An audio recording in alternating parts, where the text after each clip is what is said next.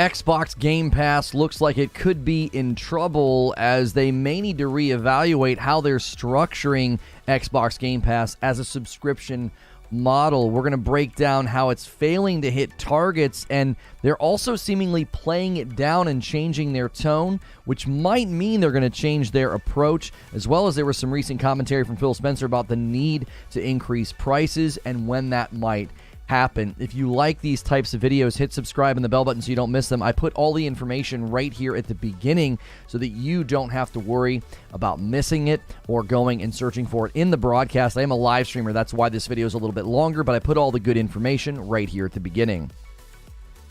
This is a Reforge update. Is Xbox Game Pass in trouble? Is the question many people are asking after some reports are coming out, as well as a change in tone from commentary by Phil Spencer as well as Microsoft about the subscription service. If you like these quick uploads, hit subscribe and the bell button, and that way you won't miss the upload. So GameIndustry.biz said that Xbox is changing its tone on Game Pass. Their big takeaway was that Microsoft's latest financials and Phil Spencer's subsequent comments during the Wall Street Journal live event felt like a shift in tone. The big takeaway for some is how Microsoft, for the second quarter running, failed to hit its targets around Game Pass subscription growth. So VGCharts.com has the numbers here. Xbox Game Pass did not see growth in Microsoft's most recent fiscal year. However, it did see growth in the most recent fiscal year. However, it failed to miss their internal target number, according to a new financial filing made SEC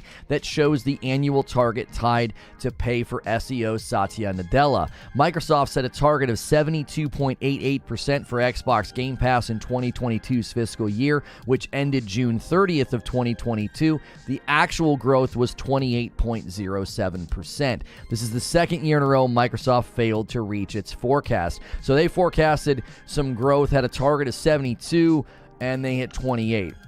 That's quite a bit lower than what they were hoping for. Now, Games Industry Biz says this is not conclusive. I'm reluctant to draw conclusions from results posted during the last 6 months. Not only has there been a significant lack of major titles, but it also covers the first full post-lockdown summer when people actually went on holiday. It was inevitable video game targets were going to be missed, and Microsoft isn't the only one to experience that. Sony saw a drop in PS Plus subscribers as well. They attributed that to the fact that they're having a drop-off on PS4. They're waiting for PS5 resaturation, and they did say summer, they typically see that because people are traveling. However, Phil's comments feel like a shift in tone, according to Game Industry, but what was more noticeable were the comments that came alongside the news. Phil Spencer estimated that Game Pass will probably only account for around 15% of Xbox's content and services revenue going forward, when he stated, quote, "We don't have the future where I think 50 to 70% of our revenue comes from subscriptions."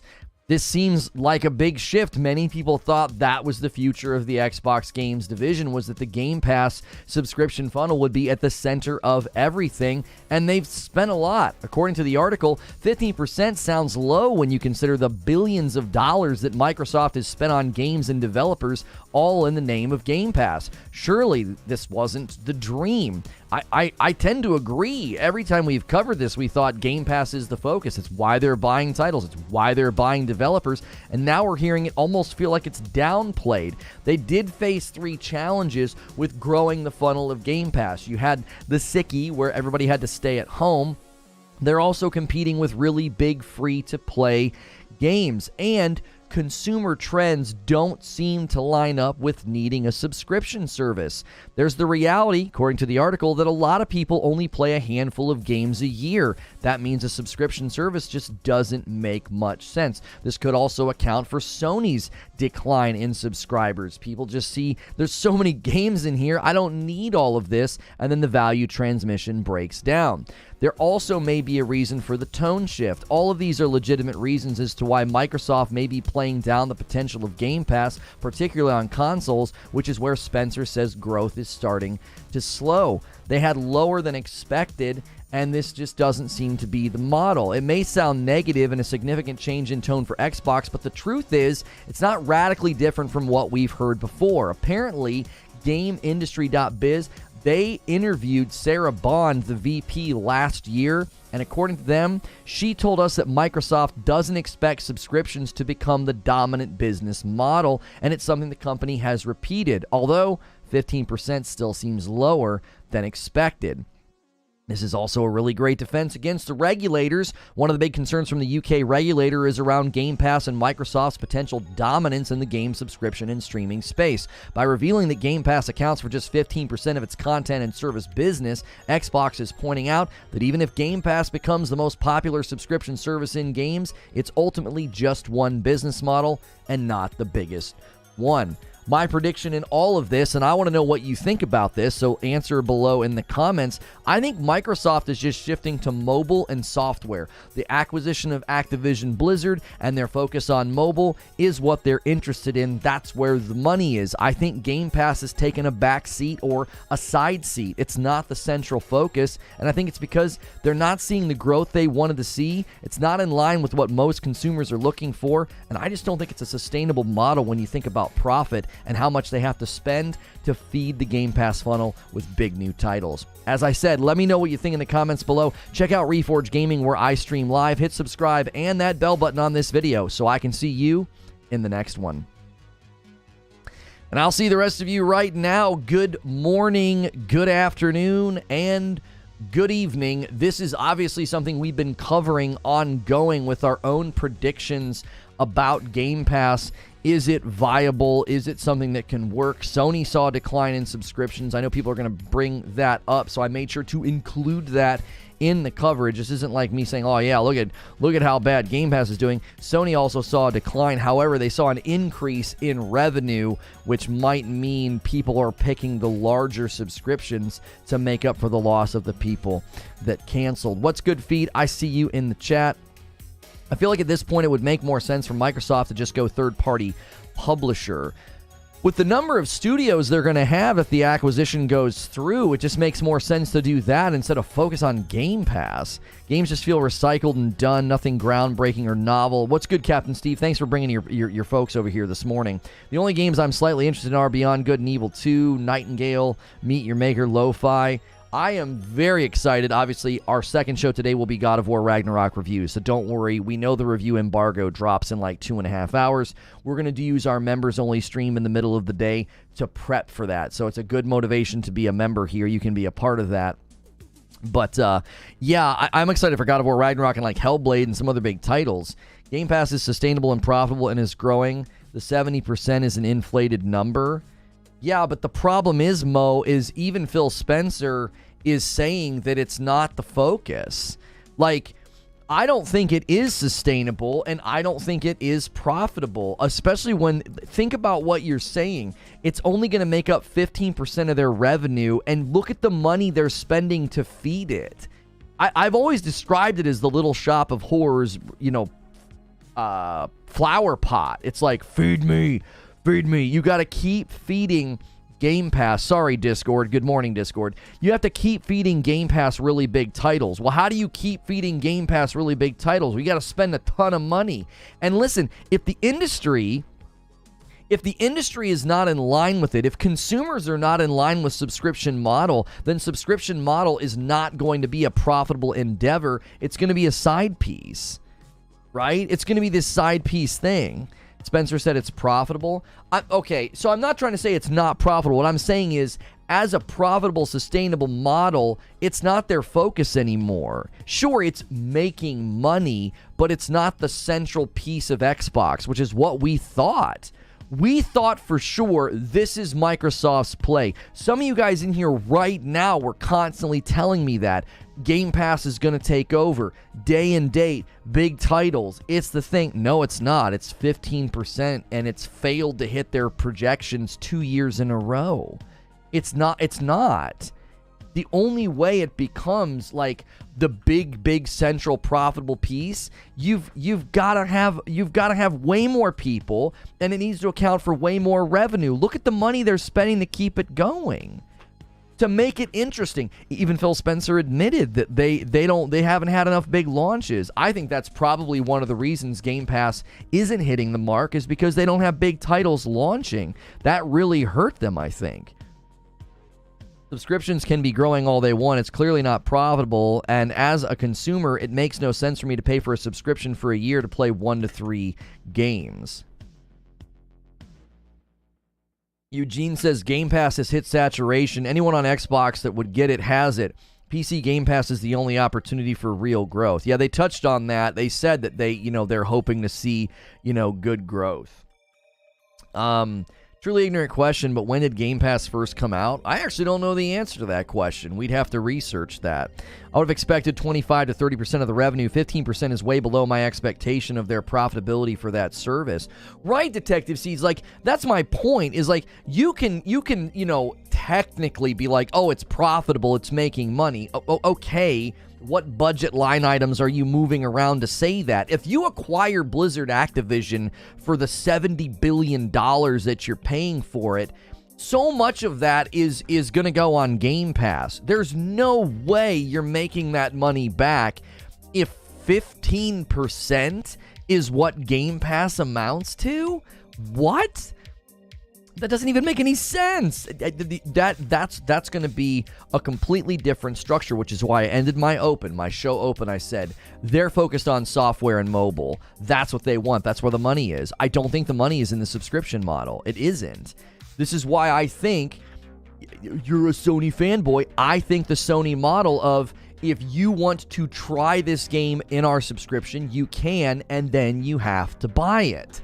Because think about what they said in this breakdown from GameIndustry.biz. They basically said, listen, most people play 1 or 2 games a year, maybe 3. That's not conducive to a subscription model where you have tons and tons of games. People are going to feel like they're getting way more than they need. Well, what's beautiful about a trial system is you can use that subscription funnel as a way to test out stuff before you buy it. So those 1 to 3 games that you buy every year is well more informed. Thank you, D-Tom, for 15 months of membership, and thank you for being on a full membership. If you are currently paying for a membership on my channel, I need you to be at a full membership or VIP. Full membership is $1 more than what you're probably on right now. Use the ! upgrade command in chat, click the link, and then upgrade to full or VIP. I need you to do that before December. Starting in December, that $5 membership is intended to only be gifted members, so we can create a dividing line. Paying members are going to get more than gifteds. That's what we're going towards. So I want to give you guys more, but we have to create that dividing line. Please do that before the December, what we get in December. Also, smash the like button, guys. Go through your morning ritual. We have so many people already here this morning. Make sure you're not on Top Chat. You won't see what everybody in chat is saying. Mo says they're focusing on mobile because they are not in that realm. They're making more options to add to the funnel. Well, but they're also focusing on mobile because it's an insane amount of money, right? Oh my gosh. Listen, it's going to sound like I'm a broken record, but I've been trying to tell the Xbox guys for a while they were looking at the deal too small. They weren't thinking big enough. They were simply thinking about exclusivity and Game Pass. And I was like, no, there's no way that's all they're spending money on. I said the 900 IQ play is they get to throw this property on Game Pass and add value to their subscription while simultaneously selling the software elsewhere. That's the play. That's the 900 IQ play. And I kept getting told by people. And now we see the numbers, and it's like Game Pass is not doing that well. They're failing to hit projections. It's only going to be 15% of their revenue, right? There's just no way. I'm telling you, this is the future for Microsoft. Game Pass is a side piece. Game Pass is not the central focus, and for a while, that's what I thought their entire goal was. But then the more we looked at the Blizzard Activision deal, I thought it can't always be about Game Pass. There's no way you're recouping the cost of a $70 billion acquisition if all those titles and properties are going on Game Pass and nowhere else. You're not making your money back. It also doesn't sound like their $1 membership entry point has been paying off as much as they wanted to. Sure, Game Pass has made them a ton of money, but it sounds like it's not being sustained. Right, that's another thing. Imagine giving people the ability to get on it for $1 and your growth patterns aren't hitting your projections. I think Game Pass exists in a world where it's sustainable with indies and big AAA a few months after release. I did not see the interview. Did he touch on the revenue shifting from AAA titles hitting Game Pass to a more consistent pace? I'm shocked that revenue stream is so low. Game Pass is doing very well. They didn't fail to hit projections. They failed to hit CEO bonus numbers. No, that's not what it said, Mo. That's not what it said. According to VG Charts, they said that Microsoft set a target of 72.8% for Xbox Game Pass in the 2022 fiscal year, which ended in June 30th. The actual growth of that number was 28.07%. Now, obviously, it was tied to the pay of the CEO, but that's not the only thing going on. You're acting like some CEO is like, hit this number, I want a bonus. They didn't hit the number. Come on. They didn't hit their projections. Don't spin that. That's not the appropriate read of that. Oh, it was all about the CEO's bonus. That we know because they don't report their stuff to the public. That's why the only reason we know about it is because of the CEO's bonus. That 70% is the CEO's numbers. It's an internal number. Could we get 37 more likes on the chat? Jiminy Christmas. In 2020, they had a prediction of 71% growth. They grew 85. Game Pass growth, 28% is a very light year. And a very light year is really good. What? No, that's not true. Oh my gosh. We're in that weird thing where you guys are just saying stuff that isn't true. That is not true. All of the reports have shown 2 years in a row they have failed to hit their Game Pass growth projections. I'm not saying they're not growing. I'm saying they had projections for growth that they failed to hit. CEO's number in order to get their bonuses. These are super inflated numbers. Oh my word. Okay. This could have been worse. Satya not getting a bonus could not make him happy that Phil isn't hitting numbers. Wade says, my take has always been this is not sustainable. It's been positioned as a loss leader, but they're failing to put out any AAA content. Between this and the stuff coming out about the hardware being sold at such a loss, it seems pretty clear that they want to move to content and away from hardware. This is what we've been saying for a while. Exactly, Swade. Did you see the recent reports about the money they lose on the consoles? Like, they're losing so much money on hardware. I guarantee you Microsoft is saying, turn yourselves into a software publisher. Get the frick out of the hardware business. The dongle, the TVs with Game Pass.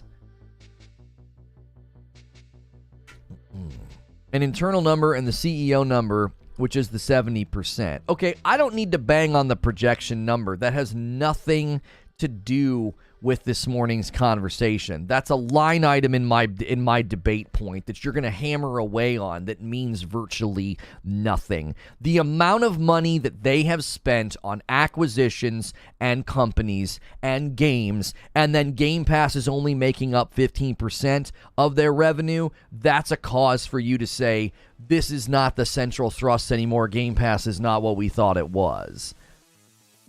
Things we've learned this year. Microsoft can't convert PlayStation users, and Game Pass has hit saturation on Xbox. What does that tell you? Time to sell software. Right. This is not a Microsoft hit piece. This is evidence in the shift. We have been predicting for a while that Microsoft is going to shift to a more software-driven model, and this is evidence of that. This is not a hit piece on Microsoft. Don't come in here and feel like you need to defend Microsoft. All I'm saying is what I've been saying for a while. They are shifting to where the real money is, and the real money is selling software on every dadgum platform that you can.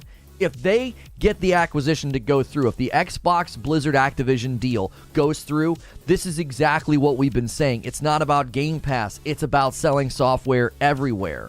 Hardware will always be made? Doubt. 20 years from now, no. Hardware production from these companies and distribution will not be the focus any longer. No way. Microsoft's invested in the cloud. They're invested in Play Everywhere. They're invested in software ownership and distribution. Hardware is not their focus. 20 years from now, you're not even going to think about buying hardware. You're like, what are you talking about, bro? What do you mean? What do you mean I need a box? What are you talking about? You're going to play everything through your television, through the internet. That's where they're going. That's why Microsoft said in interviews a couple of years ago their true competitors are Google and Amazon. They'll keep making software, but hardware will always be made if there is a demand for it. Listen, it's not that I'm not saying they're going to stop making hardware. I'm saying it won't be the focus. Like, you're missing the forest for the trees, Mo. I'm not saying no more hardware. I'm not saying that. I'm saying Microsoft is shifting its focus to software. And what that means is, it means that you are going to see a very, very sharp difference in strategy going forward. It's not about getting you to buy an Xbox. It's not about getting you to buy an Xbox. They don't care about that anymore. If it was about getting you to buy an Xbox, they would be having a very different strategy. They lost that war. The Xbox One sealed that fate. Xbox One sealed that fate. They're not in a position to give a rip about moving hardware. They'll sell hardware. They'll have it be a part of what they do, but their focus is shifting away from that. 100%. Nice new camera angle. Oh, thank you, Captain Steve. Yeah, we got another Sony a6000 for the Lego channel, and when we put an automatic timer on just to change things up when we're streaming. So this is, I hope people don't think like, oh my gosh, this is just another hit piece on Microsoft. No, this is probably going to be very good for them to shift focus away from Game Pass, to shift focus away from hardware. Could we get a couple more likes, guys? There's over 400 of you here. I need you to come in and go through a ritual. Anytime you come to my channel, I need you smashing that like button. If you can promise me the same performance of a physical Series X on an app on my TV, I would never buy a console again. If internet infrastructure in the West can catch up to the rest of the dadgum world, then cloud solutions will become far more normal, but it's going to take a long time. That's why I said, like, 20 years from now, you're not going to think about gaming the way that you think about gaming right now. In 20 years, you're going to be gaming always through some form of connection. Not always, I'm sorry. A majority of gaming experiences will not be linked to hardware in 20 years. No way. You'll be playing through cloud. And keep in mind, I'm saying in 20 years. Like 2040, bro, you're going to be doing a lot of your gaming through the cloud. That's coming. That's not a hard prediction to make. After the deal goes through, they will focus on the Asian region. So they'll be buying something from there. I think they're going to struggle to buy something from there because most Korean and Japanese-owned companies will not sell to an American company. I had some guy leave me that comment. He's like, Microsoft could buy Sony if they wanted. No, they couldn't. That's not a thing, nor will it ever be a thing. They have the money, sure, but they're not going to do it. If games become online only, I'm done with gaming. You have to see that the singularity is almost here, okay? The rate at which technology advances and improves hasn't hit its fever pitch yet. There will come a day you're thinking as if needing to be online is going to be a barrier in 20 years. It's not going to be a barrier in 20 years. Homie, in my lifetime, a cell phone went from being something you had to put in the trunk of your car and was the size of a computer to this. I have the power of a supercomputer from the 80s in my hand. That's in my lifetime that has happened. I'm 40 years old. I'm holding a supercomputer in my hand. In our lifetime, it will happen. The singularity will take place. Technology will advance at a rate that we can't predict. And when that happens, you're not going to think the way that you're thinking right now. You simply won't. It's already, the technology compounding effect is already taking place. It's already taking place. They're already developing tech that's already surpassing tech from 2 years ago faster than they used to. Technology advancement isn't slowing down, it's speeding up. Nanotech, AI, integrating brains with technology. Technology is not slowing down, it's speeding up. You know what I'm saying? Like, I don't think people understand this idea that, like, oh, cloud and playing online, oh my gosh, what a joke. Homie, in 20 years, you're not going to think like that. Standards and presumptions will shift. Imagine being a child today. You are born today and you grow up. Imagine my kids when they're teenagers, the technological integration and assumptions that they will have. They're not even gonna understand the world that I grew up in when I didn't have a cell phone when I was a kid. That won't even make sense to them. It won't. We've gone from, cassettes to CDs to digital music in the span of my lifetime. Like, if you look at every technological medium and how fast it's changed, I don't think you're understanding how fast it's gonna switch.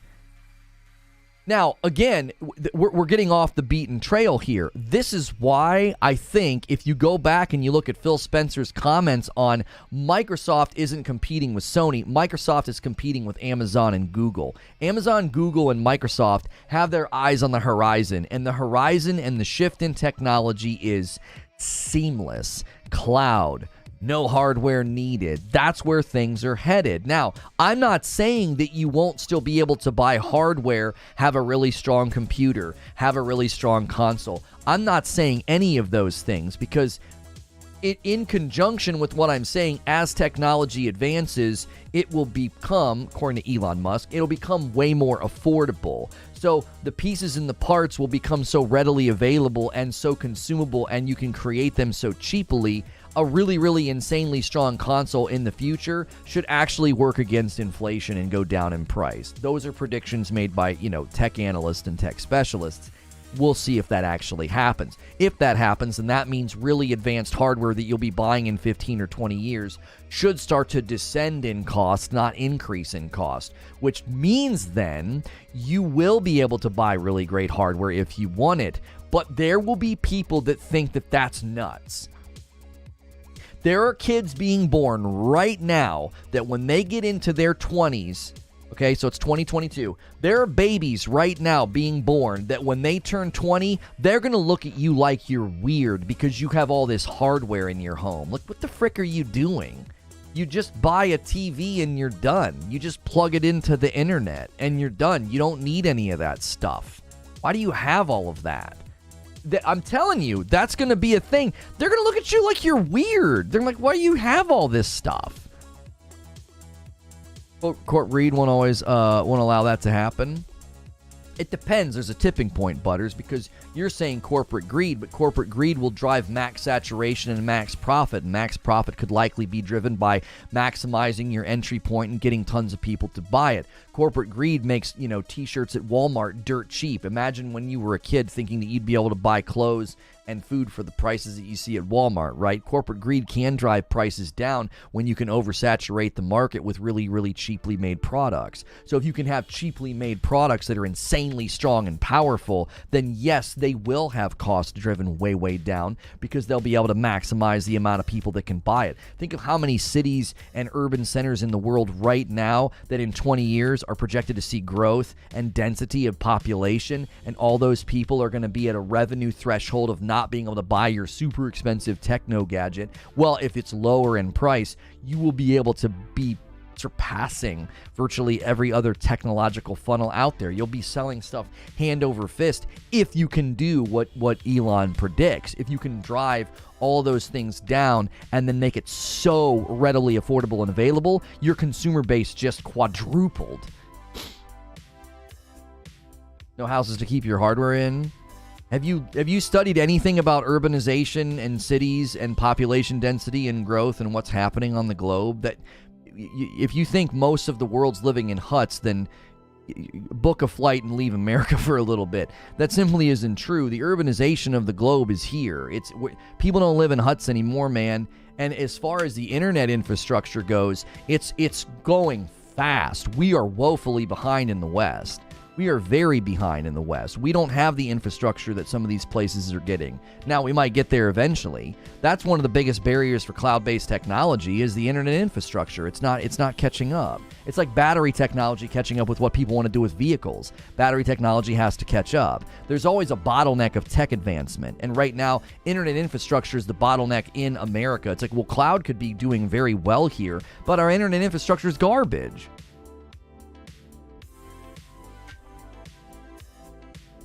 Rip to emulation when there's no hardware. You can only play games you're being sold. Right, I mean, that would be a concern, right? If everything goes on the cloud, if everything becomes, sort of out there living in the ethos of the internet in these spaces, well then sure, yeah, you can't have anything, you don't own anything anymore. Listen, why do you think they're all going that way?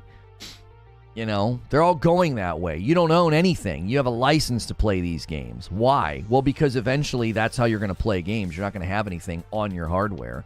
You're going to be playing on their stuff, right? The digital real estate battle will be fought in many ways, and that's one of the ways it'll be fought, is that you don't actually own anything anymore. You want to play our game? Yeah, well, it's over here. You got to pay. You want to be a part of this? You want to do that? You want to have access to this thing? Yeah, it'll be over here. If you guys are just tuning in, the latest Xbox Game Pass news is that it is not making what many people thought it would make, and according to Phil Spencer, it will never be a large portion of their revenue for the Xbox game division. Many people were thinking it would be, 30%, maybe 40 or 50% in high estimations. It's 15% according to him, and will not increase. Game Pass seems to have hit its saturation. Subscription services are not doing well. Sony even saw a decline in PlayStation Plus subscribers. Now, some of that they are attributing to the time of year. They're also attributing it to a lack of big pushes. A lot of people are likely to jump back in. They're anticipating PS Plus numbers to go back up when PS5 saturation hits, and when God of War Ragnarok and other titles start hitting. You'll have more reason for people to jump in. They also saw an increase in revenue. So Sony saw quantity of subscribers go down, and then they saw revenue go up, because some people were probably actually picking the higher subscription tiers. Look at music. The majority of listeners don't own anything anymore. They just throw money away to Spotify or Pandora or whatever. Yeah, that's exactly right. The music industry overhauled itself in what? 10 years? Like that. You blinked and the music industry is completely different now. I want you to think about that. Who thinks about music the way you did when I went to Best Buy and bought a CD? No one thinks about music that way anymore. A very small amount of people think about music that way. It's all digitized. It's all held somewhere else. And even the people that do buy albums, a lot of times you're buying them digitally. And if you're buying them digitally, it's on their stuff.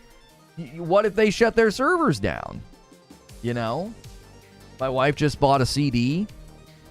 I wonder what the CD sales even looks like these days. It's probably higher than we think. I bet you CD sales are still healthy, but album sales in general are probably lean more digital now, I would assume. Now, that assumption might be wrong. I'm buying vinyl. I don't buy anything else music-wise. Yeah, vinyl's kind of making a comeback, it seems.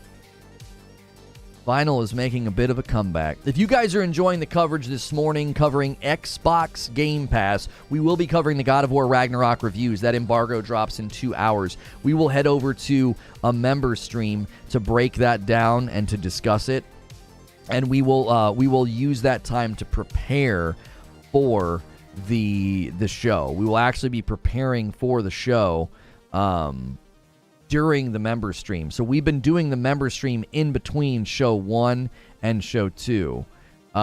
During show 1 and during show 2, in between show 1 and show 2, we have been doing a member stream to get more members in there, because more of you are here during that time of the day, and we greatly appreciate that. So make sure your membership's up to date, by the way. I'm going to put an upgrade command in chat, and click that link to make sure you are at a full or VIP membership. You need to do that before December.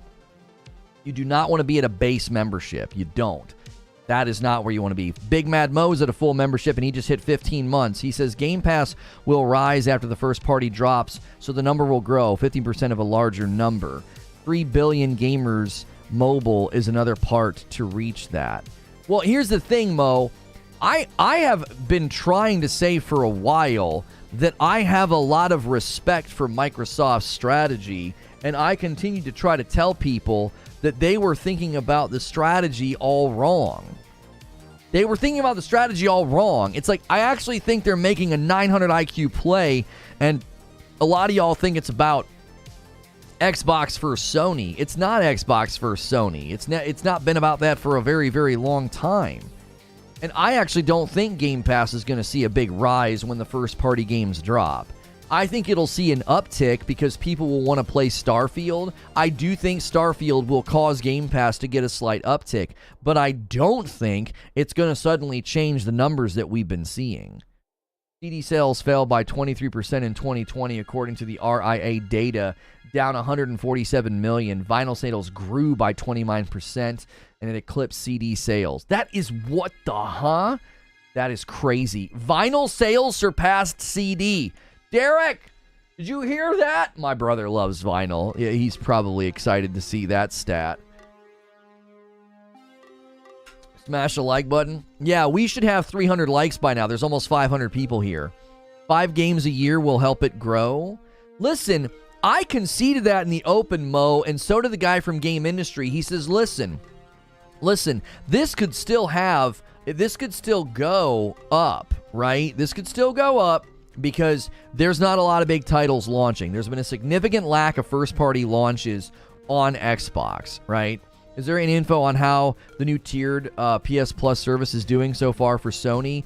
Yeah, so according to reports about Sony, they had a 2 million decline in subscribers, which everyone was like, oh my gosh, they had a decline in subscribers. However, Sony's network services revenue, which encompasses PS Plus and advertising, increased by 10%, which represents the best performance to date for a quarter. So they actually had their best performance per quarter when you look at the revenue. If you look at the number of subscribers, they lost subscribers, but they saw an increase in revenue. Well, how the frick do you do that? Well, that means Sony's gaming division is making more money per subscriber than it was before, potentially reflecting the uptake of the more expensive subscription tiers introduced at PS Plus. So PS Plus, as far as a revenue generator, is working as of now. It saw a 10% increase in revenue, even though there were people that were unsubscribing from it. Now, they expect the second quarter to increase because of big titles. They also expect it to increase in conjunction with PS5 circulation. A lot of people dropped off because they can't get a PS5. They're stuck on a PS4. So the PS Plus subscription funnel seems to be in a good position, and it's probably in a prime position to have good growth. You also have to consider, if you take Sony's structure and you compare it to Xbox Game Pass structure, the Sony structure is more sound because it's more in line with what consumers do. One of the problems with Xbox Game Pass, as cited by the article I read this morning, is most people only buy 1 to 3 games a year. So they look at Game Pass and say, what the frick am I doing? I'm spending $15 a month, $10 a month, whatever, and I'm getting more games than I can even throw a stick at. What Sony does is Sony gives you a premium treatment. It's like, hey, you can try these games out for a couple of hours. Sometimes it was like 5 hours. You can try Horizon Forbidden West for 5 hours. And if you like it, then you can buy it. That's going to generate more sales, and that's in line with consumer behavior. If you're only buying 1 to 3 games a year, and one subscription funnel allows you to try the game for a significant amount of time before you buy it, that's a very healthy ecosystem. The Xbox ecosystem is literally subscribe and you get this ocean of games, and that's it. And then the only reason you jump in that subscription funnel is because of the games in the funnel. So look at what Microsoft is doing. Let's say Mo is right, and let's say 5 new games a year drives Game Pass subscribers to have a better increased trajectory than they've had up to now, because they haven't had a lot of games come out. So let's say Starfield convinces a lot of people to jump in the Game Pass funnel. You just made less money than you would have if all of those people would have bought Starfield. Like, that's why we've been saying this entire time. When we said, like, Game Pass isn't sustainable, that's why Game Pass is only going to make up 15% of their revenue, because it's literally a loss. It's set up to be a loss. So right now, if there's a bunch of people not in the Game Pass funnel, they're not spending money on Game Pass, and they decide to get Game Pass because of Starfield, those people would have bought Starfield from the sounds of it, and they didn't. So you made less money on them. The only way you make that money back or make more money is if they stay on Game Pass beyond the $60, which means they need to stay on Game Pass for 5 months, and then you've made money on them. The problem with that is, what about the next big game that comes out that they don't have to buy? You also then don't get the money from that game from them. So it only works if people stay on Game Pass in perpetuity beyond the rhythm of your game launches. Oh, this game would have cost this person $60, but they stayed on Game Pass for 5 months. And then what you're doing is, if you can keep them on that, what you're doing is you're generating $75 every 5 months off that person. So if that's $75 and then here comes another new title, and instead of buying it, they just get to play it for free. Well, as long as they stay on for 5 months, that's another $75. The dilemma that you're going to run into is, who's doing that? Couldn't the reason the revenue is not so great for Game Pass, couldn't their projected increase not be so great because people are literally signing up for Game Pass to play a game and then canceling? Or how about the revenue generation when you let people, get it for $1? Which consoles are the best selling? For Xbox, it's the S. All those people don't have physical games for it. I don't know if it's the digital version of the PS5 for Sony, but I'd assume so. What are you saying? How many people buy physical games? Physical game sales are actually very strong in certain sectors of the market. It would surprise you. You got to account for the incoming price increases. Yeah, I mean, Phil Spencer all but said they'll be increasing the price. Game Pass price increase is coming. An Xbox Game Pass price increase is coming. He all but said it. I bet you Wheezy's been predicting its first quarter next year. I agree with him. Phil Spencer says Xbox Game Pass is already profitable. $2.9 billion from 18 million users is on average $160 per customer. So what? What do you mean 160 for? Is that for an entire year, Paul? So what is that? That's just shy of 3 games. Because if they were buying 3 games a year, that's $180. So that's $20 shy of 3 games. So you're getting less than 3 game sales a year off those people. And if I just don't know. What subscription service doesn't go up? Oh, no one, trust me, I'm not taking a dig. I'm just saying, prepare for Exodus, Mo. Mo, you know as well as I do, subscription services always go up. We all know this. And what typically happens when a subscription service increases its price? Churn. You lose people. They say, forget this. You know what they do? They pick up their phone and they go, oh, I got an email. Oh, what's this email say? Oh, my subscription's going up with that. Oh, I forgot I had that. I don't even use it anymore. Whoop. And then they go and they cancel it. So a price increase is a huge blow because you typically drive people away with it. You suddenly alert all of your derelict users. You're like, hey, just a reminder, you're paying us money for something that you're not using, and now it's gonna go up. Literally just did that with Hulu. Of course. Thousands of people do that when they get those emails. When WoW Dragon Flight comes out this month, I'm canceling Game Pass for at least a few months. Oh, yeah. Well, and that's something that they could do when Blizzard Activision gets through the acquisition. If it goes through, they could start putting stuff like that on, on Game Pass or on the Xbox. Being a solo guy who plays solo games, Derek says, I barely break even with the basement level PS Plus subscription. So 0 of the big companies' sub offerings are good to me. If I had even one other person playing, I'm not sure what you mean. Are you saying if you had one other person on the thing and sharing it? Is that what you're saying? Wait, what's Corey Barlog tweeting? Oh, he's doing a countdown. Oh, yeah. Embargo drops in like 2 hours. Yeah. We'll do a members only stream for about an hour, and then we'll go live. We'll break it all down. Well, it looks like the Elden Ring video did well with going quickly like that, Creature. Looks like it did well.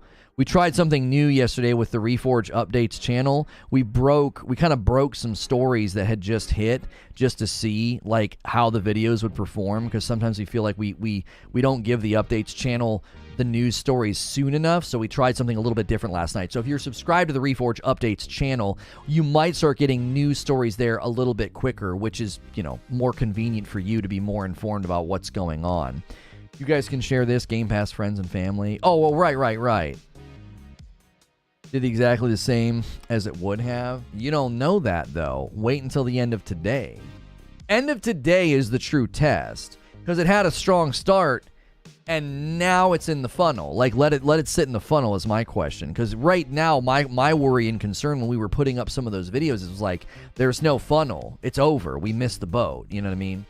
Get off the internet, guys. Only 6 days. You can do it. That's right. Microsoft never shows how much they spend, so our equation cannot work. How can you say they are making profits with Game Pass if we don't know how much they spent? Well, and that's one of the things that keeps coming up. It's like, well, Phil Spencer says it's profitable, and I'm like, well, okay. Can we get 8 more likes on the video, guys? Let's get 300 likes really, really quickly. We are discussing Xbox Game Pass in trouble, and curious what you guys think of this. Hollow Judgment doing a VIP membership. Welcome back in.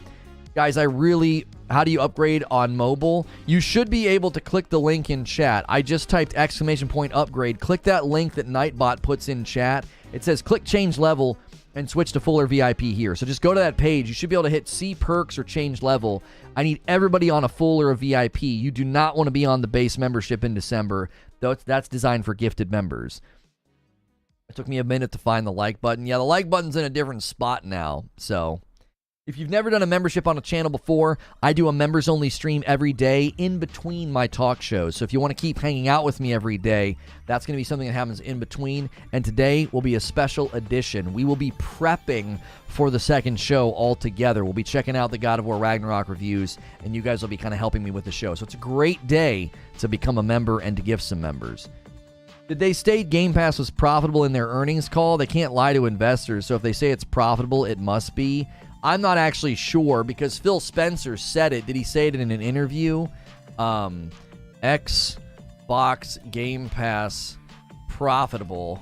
Xbox Game Pass profitable. Microsoft says Xbox Game is profitable as it sees. So this is October the 26th from The Verge. Let me pull this article up. Let's see what they said. This is relevant. Microsoft Gaming CEO Phil Spencer says Xbox Game Pass is already profitable and accounts for around 15% of the Xbox content and services revenue. He revealed the Game Pass subscription service is already profitable. Speaking at the Wall Street Journal's Tech Live conference, he also revealed the Game Pass is around 15%. So here we go. Spencer says he now expects Xbox Game Pass to stay at around 10 to 15% of Microsoft Xbox content and services revenue, and that it's profitable for us. Game Pass, as an overall part of content and services revenue, probably 15%. I don't think it gets bigger than that. I think the overall revenue grows, so 15% of a bigger number, but we don't have this future where I think it will be 50 to 70% of our revenue.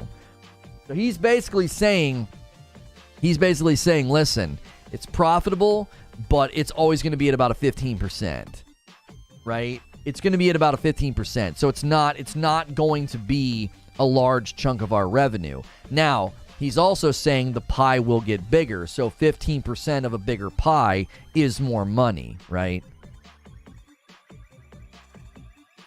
If I'm giving you a 15% cut of everything I make in a year, and I start making, previously I made $80,000, and then I start making $100,000. Well, you're still only getting 15%, but you're getting more money. Does that make sense?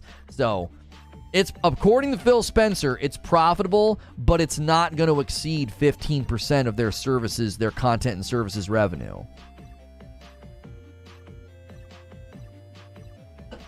So, in my mind, that's Leo. Life is great. Thank you for upgrading to a full membership. I appreciate that very, very much. There's a lot of you that need to do that. We don't want anybody on the base membership unless they're a gifted member.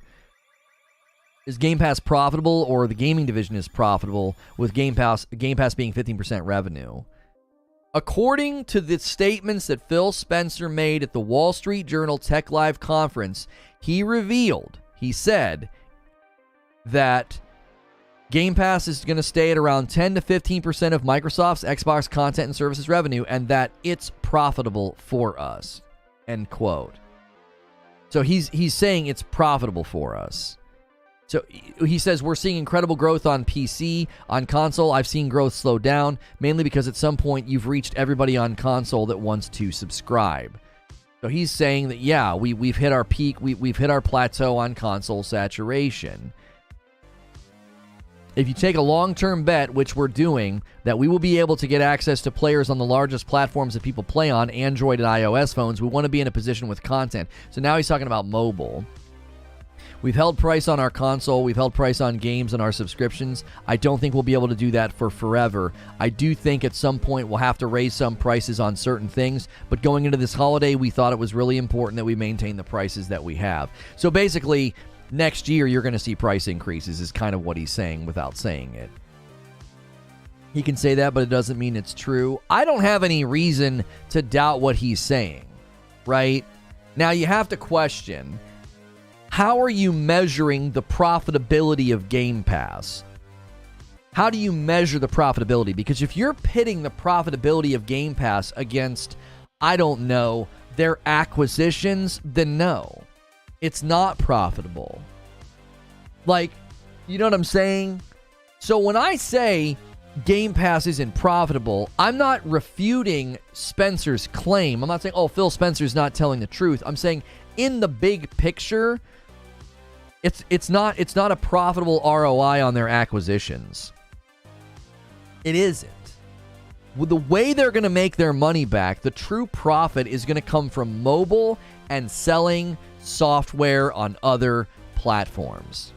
Xbox Game Pass is not the revenue funnel that we thought it was, and Phil Spencer's basically saying it's where it's going to stay. It's at about 15% of what we do, and that's it. It's profitable for us, it makes us money, but it's not going to exceed 15% of everything that we do and everything that we make. He's setting realistic expectations for the growth of Game Pass.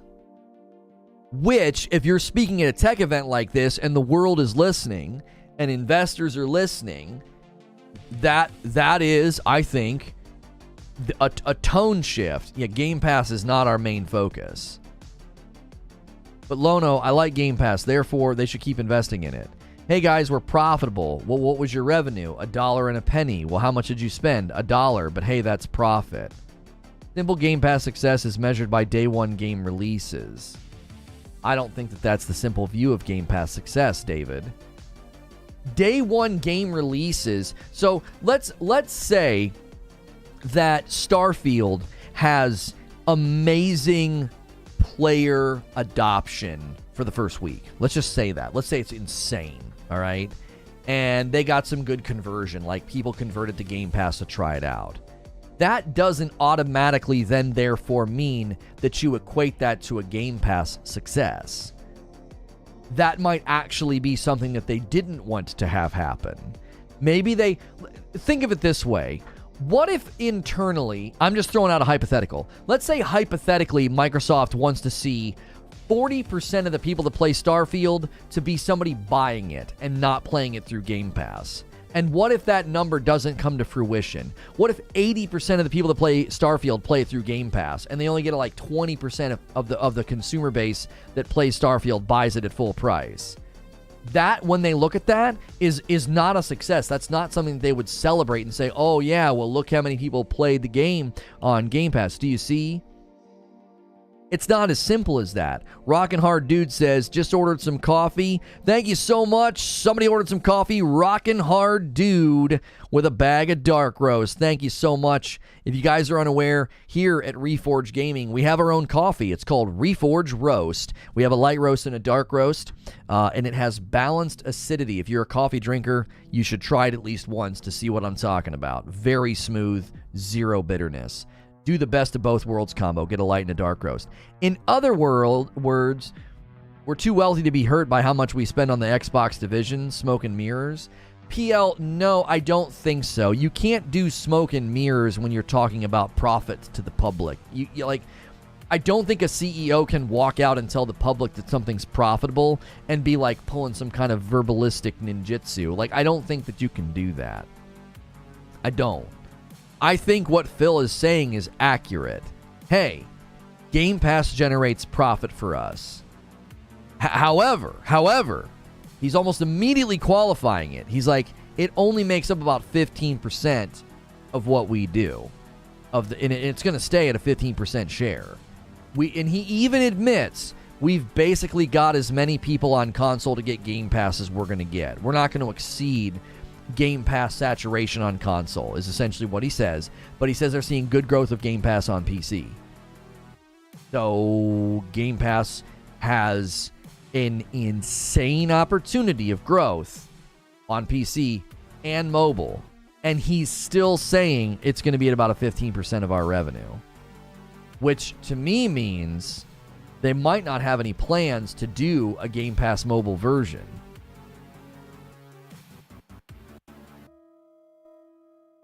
I love hearing Lono talk about how Microsoft is doing things and could be profitable at a certain date, and chat is just Xbox bad. No one in chat saying Xbox bad. I think Game Pass needs to take the PlayStation Plus approach, old games on it, and new games has a demo to try to bolster sales. That's what I'm saying. That's exactly what I'm saying, Freddie. I said that earlier. One of my discussion questions, this was one of my discussion questions for you guys. If consumers are playing and buying a few games a year, does Microsoft need to consider doing game trials with Game Pass to promote purchases? Right? 500 people watching. Let's get those likes up. Thank you, Lazaro. Think about what I'm saying to you. If you're targeting consumers that are like, I buy and play about 3 games a year, a really great way to get that person in the Game Pass funnel is to say, hey, if you get on Game Pass, some of the newest releases, you'll be able to play them for a few hours to see if you like them. Not all, right? I don't think they could do all, because part of the Game Pass value offering is like day and date big releases. They can't completely cannibalize that value point. Number 1, says Eugene, Game Pass has reached saturation on Xbox. Number 2, Microsoft admits they can't convert PlayStation users, equals Microsoft selling software everywhere within the foreseeable future. I agree with that. I agree with that prediction. Fuzzy says, this is a double-edged sword. How do they determine profitability? Without getting into the weeds, you need to consider what they consider variable costs and overhead. So is there any portion of Halo that is attributed to Game Pass? Probably not. So yes, Game Pass on its own is profitable. It probably has very little cost attributed, but it's probably not looking at the cost of getting games on the service. Fuzzy, I said essentially what you just said. You said it more eloquently than me. I said that a little while ago. I said, listen, when I say it's not profitable, and I'm talking within the framework of acquisitions, there's no way they're making back the money on these acquisitions and the distribution of these big titles. Like you're saying, if you're not saying Xbox Game Pass is profitable in light of game sales, publishing costs, marketing costs, and acquisitions, then like you're saying, Game Pass itself probably has very little cost attributed to it because you're just maintaining a subscription funnel. You see what I'm saying? Like, I agree with what Fuzzy is saying. It's easy. Well, Fuzzy is a Discord internet accountant.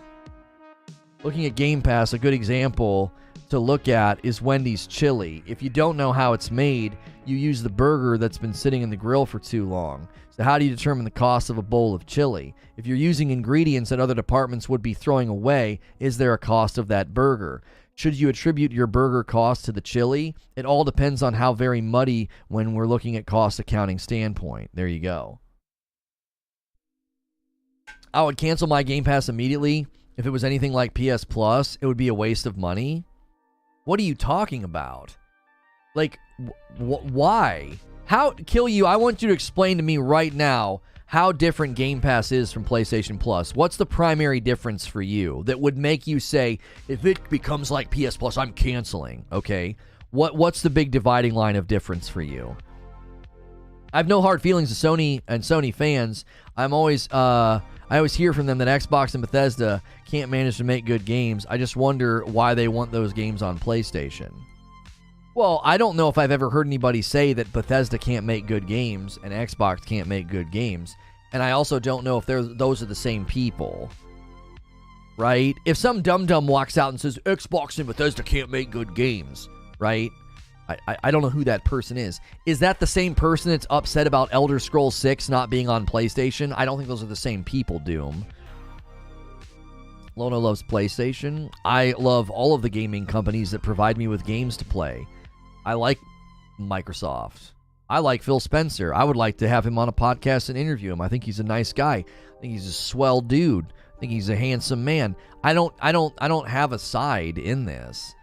I've been trying to tell people for a very long time. It's funny how people will say I'm a Sony fanboy, but they'll ignore the litany of times I've said Microsoft's acquisition plans are a 900 IQ play. They have a bigger and longer tail plan than you're giving them credit for. They're smarter than you are. I'm not anti-Xbox. I'm anti-Xbox dum-dums. And I'm also anti-Sony dum-dums. I've banned people from my community for being too much of a Sony fan. There was a guy in here that was really rude to people, and he was too big of a Sony fan. Like, you have to ignore the litany of times that I've praised Microsoft and their strategy. All Microsoft exclusives on Game Pass and Game Share. Without those two things, I have zero use for a subscription model. I don't care and need to play a trial. I can watch a new game anywhere to see it. Well, yeah, if you're going to be that kind of a consumer, then the trials don't interest you, kill you. That makes perfectly good sense. If you're going to be the educated consumer that's like, I'm not buying this game, I'm going to watch videos for the first week, well, then you avoided Gotham Knights and probably saved yourself some money. But a game trial would have saved a ton more people time and money. Surprise, surprise, Gotham Knights didn't have a game trial on PlayStation Plus. Does anybody want to take a guess why? Because nobody would have bought it if they played the trial. Nobody in the PlayStation Plus funnel would have bought that dadgum game. And like, this game sucks. I forgot to point 3. Microsoft losing hand over fist on hardware and are selling to a base too small to justify the losses. You know Phil personally? How do you know he's a great dude? It's just a general vibe I get from the guy. He seems like a nice guy. I feel like I'm pretty good at reading people. If there were even just 2 people in my household to take advantage of the variety of games in the bigger sub-tier, it would make more sense for me to upgrade. Otherwise, it's just not for me. Oh, yeah. I mean, Derek, our nephews love Game Pass. It's perfect for them. It's perfect for them. Few months, Gotham Knights will be free PS Plus game. Pfft, it ain't worth free. Any game with a story or campaign that I'm interested in is something that I don't want to watch someone else's stream first. Great point, Omar. Exactly. So, like, kill you, you're a type of consumer that can do that, and that's great. But what about somebody that doesn't want to see spoilers? A trial is super helpful. You don't want to see spoilers for Horizon Forbidden West. You can play for 5 hours. That's wonderful. And if you're like, I don't like it, don't buy it. You just saved a bunch of money. You know? You just saved a bunch of money. That's fantastic. That's consumer value. I don't mind a big Sony or Microsoft fan, says Lazaro. Fans who support and get excited for their company's strategies and products. What I hate are people who have to crap on the other companies. Right, like I said, I don't like either side. Either side has dum-dums, and I cannot tolerate the dum-dums. I like Microsoft a lot, and I've given them a lot of praise over the years. I've even told people that I think Microsoft emerges as a sleeping giant in about 5 or 10 years. You know? Yeah, not gonna lie, once you start God of War Ragnarok, I'm tuning out until I'm caught up. Yeah, no, I know. I get it. I don't expect a lot of you guys to watch Ragnarok, you know? I'm hoping that the monsoon of people on the internet outweighs those who are like, I don't want to see spoilers, you know? I hope I'm right. I hope my God of War Ragnarok gameplay gets support, because if it doesn't, I'm going to be a little agitated, and then the members are just going to have to... You're going to lose your talk shows. If y'all don't support God of War Ragnarok gameplay, you know what's going to happen? You're getting one talk show a day for a week, and I'll be playing the game with members. F y'all, I'm playing. F y'all, I'm playing that game, bro. What Sleeping Giant? They're a $1 trillion company. They've been failing in the industry for decades. Xbox is straight trash. No. I think the Xbox game division is going to be... I think they're going to be a dominant You're going to be a dominant force in the industry, but you got to give them 5 or 10 years to do it. I'm dead serious. I think when we get into the 2030s, people are going to look at the gaming division of Microsoft very differently. Very, very differently. I do not think they're on a trajectory of fading away. I think they're on a trajectory of slow growth. And I think some of the industries that they're trying to push into are going to have big payoffs for them. I do. 5 or 10 more waiting. Come on, man. What? They have a trajectory and a plan that I think is going to pay off big for them. I think that they are looking at tech verticals and things that are going to be happening in the industry, and I think those things are going to turn into a massive amount of revenue and growth for them. They're giving up the fight that they can't win. They're getting out of the boxing ring of a hardware competition. Right? They're getting out of that boxing ring. They're gonna get into a different ring. And I think they're gonna start to really, really look good. I love Microsoft. It's a shame what happened to Xbox. I hate Game Pass. It'll continue to hurt Microsoft's efforts in gaming. It's been 20 years. They need 5 or 10 more. I'm going to say it. They're going to leave the console space behind. I think they become a software. Yeah, they become a software publisher, a game publisher. Preacher made that prediction. Corey made that prediction that they're going to look more like a game publisher in 5 or 10 years. And I think that's right.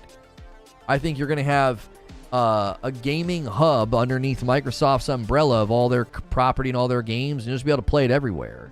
You'll be able to play it on a Steam Deck. You'll be able to play it on a mobile gaming device. You'll be able to play it on your television. You'll be able to play it on your PC. Yeah, I think that's their goal, and I think it's going to pay off for them. I think they're giving up the fight they can't win. They can't beat Sony and Nintendo in hardware distribution, so they're like, F it, we'll sell stuff to them instead.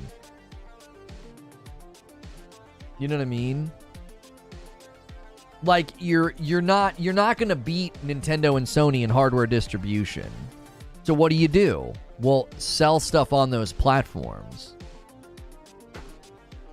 It's genius. It's absolutely genius. Think about it like this. Let's say you're trying to compete with McDonald's and Burger King in the fast food burger market, and you just can't keep up.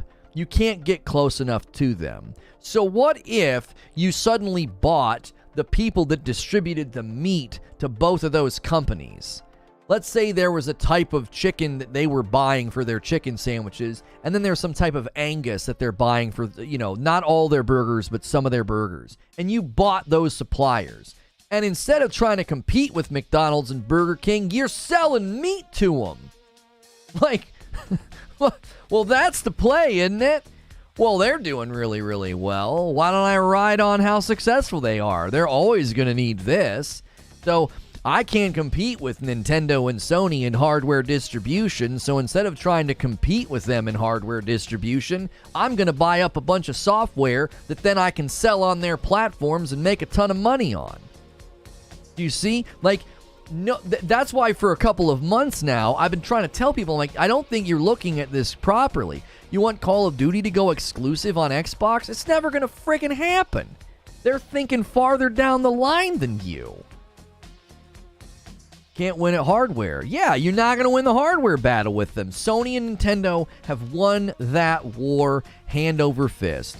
So get out of that fight and start selling software to them. The Blizzard Activision deal is about mobile and about basically Trojan horsing Sony. Being like, well, you like Call of Duty, Sony? We know you like Call of Duty. Well, yeah, now you got to buy it from us. That's big plays. Why do you think Jim Ryan put so much public pressure on them to commit to keep it on their platform? Because they love that game and they love all the juicy revenue that comes from it. Have you seen how successful Modern Warfare 2 has been commercially? Problem is that you and I are pretty self-aware and we shop accordingly. Way too many gamers today think that the entire industry should literally just cater to their individual whims and demands. It's bonkers. I got news for you. The lion's share of gamers shut their brain off and swipe the credit card. I actually think we are the minority. And I actually don't think, well, you're saying that we're the minority. I don't think that the lion's share of the games industry and the consumers want things to be catered to them. They just want to pay money and stop thinking. That's what they want. They want to sit in their chair and just let games wash over them. They don't want to think about any of this stuff. So the easier you make that, the better. I don't think that they're considering any of these things. Oh, Xbox versus Sony, Xbox this, Xbox that. Nah, man, they just won't play video games. I don't think I've seen a single match in COD crossplay where the majority of the players weren't Sony platforms. Oh, yeah. I also don't think the lion's share give a blank about 30 versus 60. I think that tide's turning, Sven. I think you're wrong about that. You want to know why? Because I think Fortnite infected everyone's expectations, and they did it very quietly. I think people care about 60 way more than they used to. Maybe they don't know what to call it, but I got news for you. If you're playing Fortnite day in, day out on an old console and you're getting 60 FPS and you get used to that, and then you boot up Gotham Knights, you're going to be like, what the frick is wrong with this game? You're not going to know what to call it. You're not going to know what terminology to use, but you're going to say something doesn't look right. Something doesn't look right here. What's going on with this? It looks blurry. It looks jittery. It looks shaky. Fortnite is changing that tide. It already has. Subscribe to my YouTube channel. Nah, I'll ban you instead. Lowlife.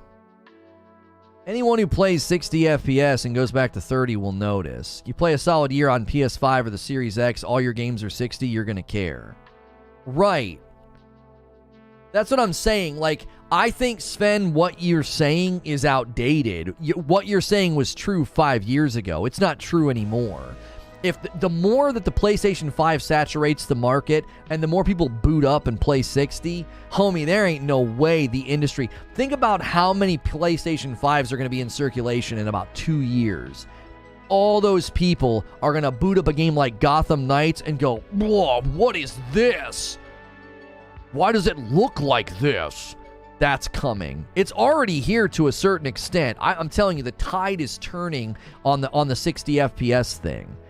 If there's one thing Gotham Knights did for the games industry, it made it loud and clear. You better not frickin' launch without a 60 FPS performance mode, or the next-gen console fans are gonna turn on you.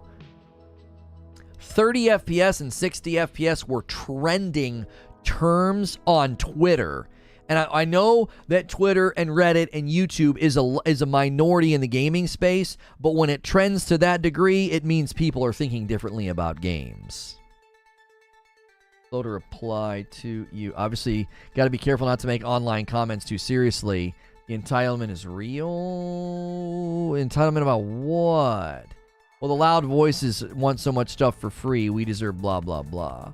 Well, I mean, part of the problem with free is that so many things are free. And that conditions people. I certainly hope the tide is turning, and I hope you're right. 60 FPS 100% needs to be the standard.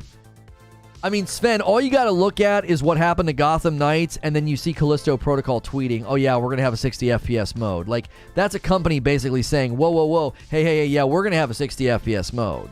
I mean, you had all these apologist idiot liars on comment sections of videos being like, just wait until you play Callisto, and it's capped at 30. Well, you know, copium leads people to be dishonest. So people just had to lie to make themselves feel better about Gotham Knights being capped at 30 and the company hiding it from the public. Could we get 30 more likes on the video? There's so many of you here. Good morning and welcome in to Reforge Gaming. We will be looking at the God of War Ragnarok reviews in a couple of hours when the embargo drops. But right now we're discussing Xbox Game Pass, and the latest Xbox Game Pass news is that it ain't as big as we thought it was, right? It's not bigger on the inside. It's not a TARDIS. It came late. What happened with Game Pass? I keep seeing, there's people I see keep dogging Sony. I don't know why anybody's dogging Sony. I really honestly think, like, at this point, I really truly do. I think at this point, people are dogging Sony because they're mad. it's not factual at this point. Like, what are you going to say about Sony? All their subscriptions went down? Oh no, their revenue went up by 10%. Like, what do you like? What's the deal here? Deepak Gaming just tipped me 25 cents. I'm amazed they let you do that. Like, I don't want to seem like one of those people is like, thanks for this small amount of money. I'm genuinely surprised that they let you do that. Say my name. How about I do this? Take that quarter that you just tipped me and shove it in your ear. And then maybe it'll add to your intelligence factor. Say my name. Get the fuck out of my chat. Say my name. Moron. I got like a smudge. Okay, I got it. A smudge on my glasses. Maybe people will go and subscribe to you. I mean, at this rate, 25 cents in channels that are more successful than you, man, whew, you're well on your way. Say my name. Say my name. You're in my house. Well, not anymore. You're banned. Hopefully it was worth it. I'm glad companies seem to be listening. I push back a lot on the 60 FPS convo, but it's not because I don't think it will be the norm. It's just not exactly today. It's coming clearly. I think it is the norm. I think it is the norm. There will not be a next-gen title that does that. I don't think so. I don't think so. I don't think there's any next-gen titles on the horizon that will be 30. There will always be the option to turn on 60. Whether it's God of War Ragnarok, whether it's Spider-Man 2, Wolverine, well, I guess we should talk about Starfield. Starfield might actually, Starfield actually might be the last game to pull it, to pull the, well, we really couldn't do 60 FPS. Now on PC, maybe not, but yeah, Starfield gameplay would have me, I'm kind of concerned about its performance on console. I'm kind of concerned. I think the Creation Engine has no problem hitting 60 FPS on PCs, but I think it's going to be, I don't know. I'm very concerned about Starfield's performance on console. Yeah, Ragnarok's going to be hitting 120. Mm-hmm. I don't understand how you can see a drop in PlayStation Plus and frame it as a positive because of 10% growth. Is Microsoft shrinking? Okay. I don't understand how you can see a drop in PlayStation Plus and frame it as a positive because of 10% growth. So, let me just throw one by you here, Kieran. Let's say I had 3 flavors of coffee that I was selling.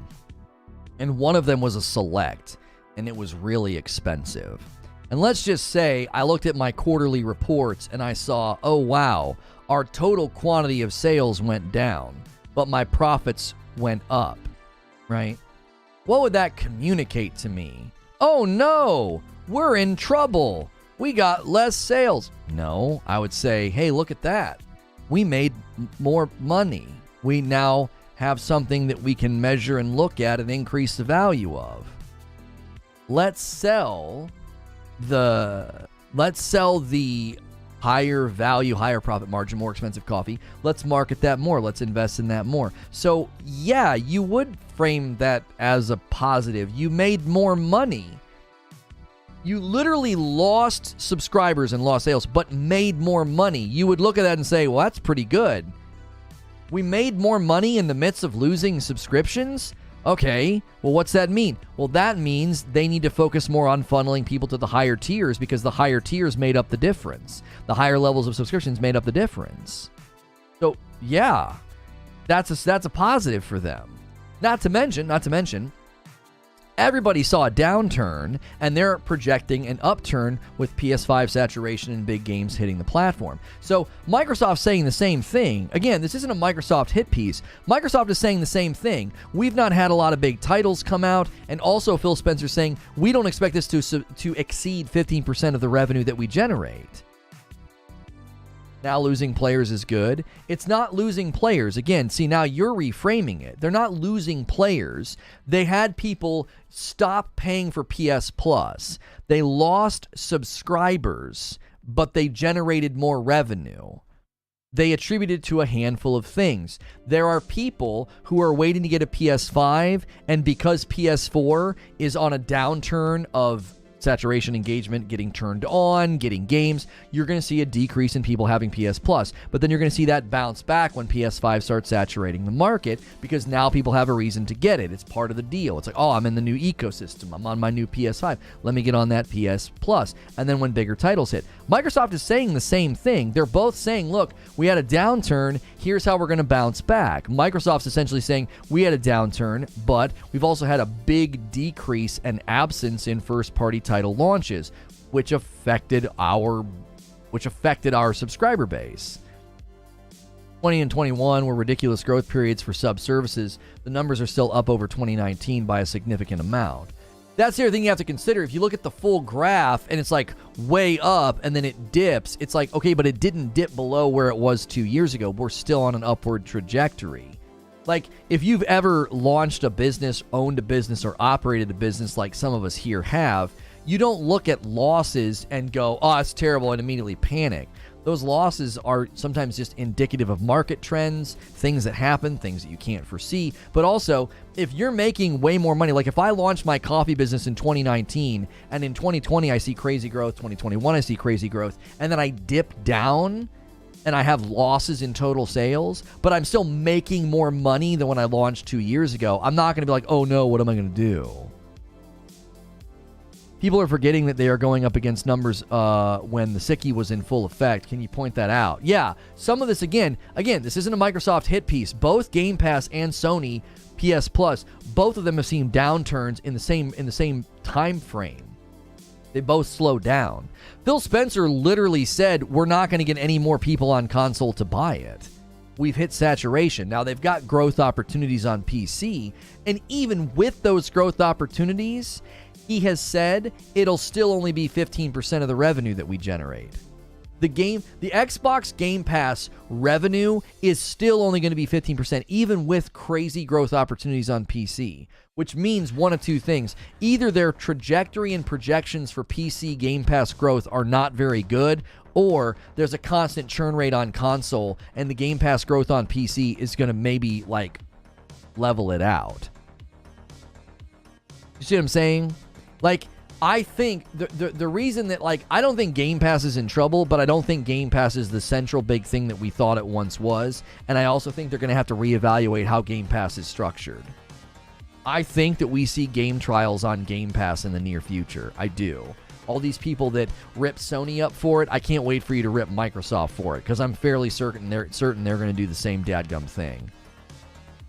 They're going to look at market trends of consumers and how often they buy games, and they're going to say, we're way, way more likely to get people to get on Game Pass if they can try games and then buy them. It'll generate more revenue. We'll have more empowered customers. We'll have a healthier ecosystem and a healthier funnel. Like, I'm telling you, I think you're going to see a price increase on Game Pass, and then you're going to see game trials for Ultimate users. I think that's coming next year. At some point. The price increase is almost assuredly coming. Game trials is obviously a little less likely, but that's my prediction. Game Pass is getting demos. They have said so. I thought they said that they were looking into it. I didn't know that they said that they were officially doing it. There will be, they said already, but day and date will still be here. People are overestimating the appeal of Game Pass. They said it themselves. Their own users don't want it. Nobody wants to pay for a rental service, unfinished games, and trash first party. Listen, Jesus, you're starting to make me want to ban you because you're being a total axe-grinding douchebag, and we can't have conversations with people like you. You're too busy plugging your ears and slobbering all over Sony, and it makes you type really dumb things. You do know that 25 million people are on Game Pass. But nobody wants it. 25 million. That's a pretty good subscriber funnel. It's also had very good consistent growth year to year. They missed their projections, sure. It doesn't generate the revenue that some of us thought it generated. But, homie, 25 million people are on Game Pass. Not Sony. Sony services but too. Then why are you here? Are you just here to complain? Like, Everything's terrible and everything sucks? Okay. Do you have anything of substance to say? I can go read negative reviews on the internet if I want to read mindless whining. It's not difficult to find it. It's everywhere on the internet. I see your point. I just don't think Game Pass is in too bad of a spot. Like you said, might not be the end game, but still worthwhile. In my opinion, Game Pass is getting put in the back seat. That's what I think is happening.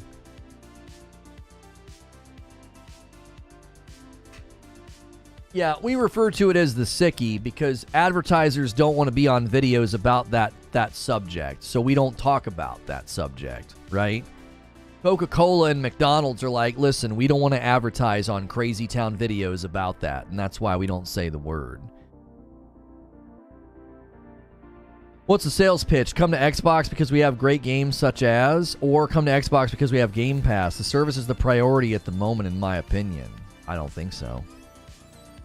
No. Here's the thing. You're looking at it as what's their offer to the consumer, PL. And I don't think they're going to stop offering that as the value to the consumer. I think that's going to be the continued offer. Game Pass, day and date, play it anywhere. I don't think any of those slogans are going to change. I don't think when you watch like a marketing thing or like a press conference with Microsoft, I don't think you're going to see anything different. I think that like Microsoft, Xbox Game Pass is still going to be their frontline offering. But the reason that Phil Spencer said what he said and shifted his tone is because he's talking to the rest of the world. He's talking to investors. He's talking to shareholders. Why? He's being like, listen. There's been a lot of industry analysis. There's been a lot of higher-ups in the gaming industry that have said that subscription services like this, they're not sustainable, okay? And he's essentially saying, listen, it's only going to make up 15% of our market and 15% of our revenue generation. It's not the big dog in the room. Why do you think he's saying that? Because he wants people to know, listen, that's not where we're going to make a lot of our money. There's a lot of people out there. There's CEOs of gaming companies and higher-ups at places like Take-Two that are like, subscription models are not sustainable.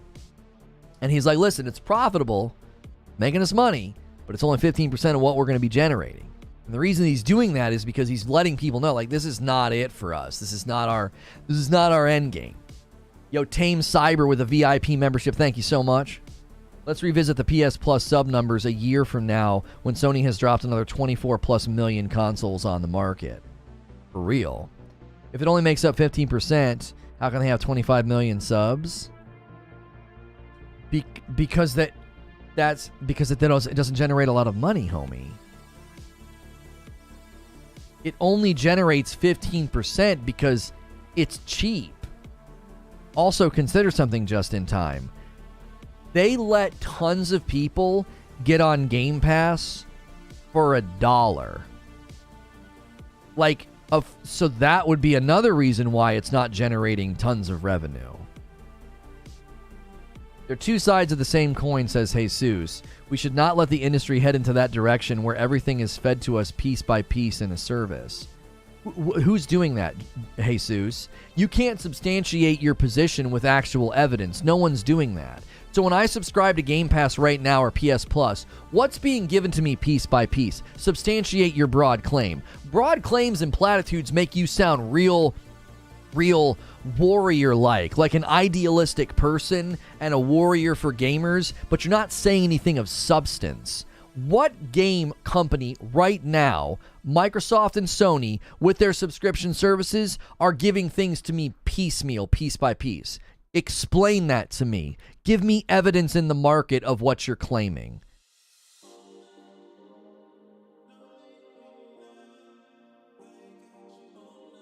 Sony PS Plus users are close to the total number of people on the Xbox platform. Let that sink in. Yeah. Business good for you, but it is not rental what has lifted the industry and pushed it forward. Yeah, but nobody's talking about rental. We're talking about subscription services and how much revenue they could potentially generate and why that's not the central piece of what Xbox is doing. What a strange strategy. Give something for free or very cheap, and then when they're hooked, change it to a higher price. Pretty sure the tobacco companies did exactly this in parts of the world. Well, subscription models always raise their price, Neffits. I don't think anybody's going to be, well, people are going to be upset, but you shouldn't be shocked by that. That's what I'm saying. So is this about Microsoft as a whole or Xbox Game Division? I mean, the comments that we've read today have been about Xbox, their services, and what they generate. Can we get 400 likes on the video? There's 555 people here. If you haven't hit subscribe yet, I don't know why you haven't done that yet. We're having a great time and we want to hear from you. Hit subscribe so you can talk in my chat. It looks like we're primarily streaming to people who are already subscribed to the channel, which is awesome. What a great turnout. I hope you're enjoying the conversation. If you are currently a paying member, I need you to use the upgrade command. I'm going to use the upgrade command and then click on the link that Nightbot put in the chat. If you're on mobile, just close the chat and click See Perks. I need you to upgrade for $1. We're talking about subscription service prices going up. Yeah, we need you to get off base membership. Base membership's $5 and a full membership is $6. We don't want anybody on base membership unless they're a gifted member. So if you're paying for your own membership, we need you to get on full or VIP. VIP is cheaper now. It's $9.99. So if you are paying for your own membership, you do not want to be on a base level membership starting next month. And if you're just tuning in, we're talking about Xbox Game Pass. Is it in trouble? I don't actually think it's in trouble, but I think it's generating way less revenue than we thought it was. I don't think it's as central to Microsoft's strategy as we thought it was, and I think this adds more credence to predictions that they are going to be pushing towards being a gaming software company, and that's what the Activision Blizzard deal is truly about. It's not about Game Pass like so many thought it was. What happens next month? Starting in December, gifted members will not have access to all of the members-only content. I want to give more content to people who are actually paying for their membership. That's not a slight or a dig. Right now, we have no dividing line between gifted members and paying members, and we need one. Because we hit 3,000 members last month because people were super generous, and 1,800 people like that just no longer had a membership. None of them converted, and it's because I wasn't asking them to. So I'm going to start asking them to convert. Like, hey, you got a gifted membership. Congratulations. You get to sample some of the members-only content, but not all of it. I think it's fair. I think that's a fair move. The Game Pass effect is that instead of buying games, some people have become completely reliant on Game Pass as their way to get games. Oh, for sure. For sure. It's the sticky marketing strategy. It's like the cable companies. They wanted you to get a home phone. Why? It's harder to cancel. If you have your TV, your internet, home phone, if everything's with one company, it's a lot harder for you to cancel. So it's a similar strategy. It's a horse of a different color. If you give somebody, 85 games to play and their library looks huge and fat, and then if they cancel Game Pass, they lose all those games, that's a really great way to keep people in your funnel. It's a great strategy. It's, is that bad? Why? Well, I think if you want to argue the goodness of it, you could argue the value and the economical strategy of a consumer. You could say, oh, this is very economical. I save lots of money.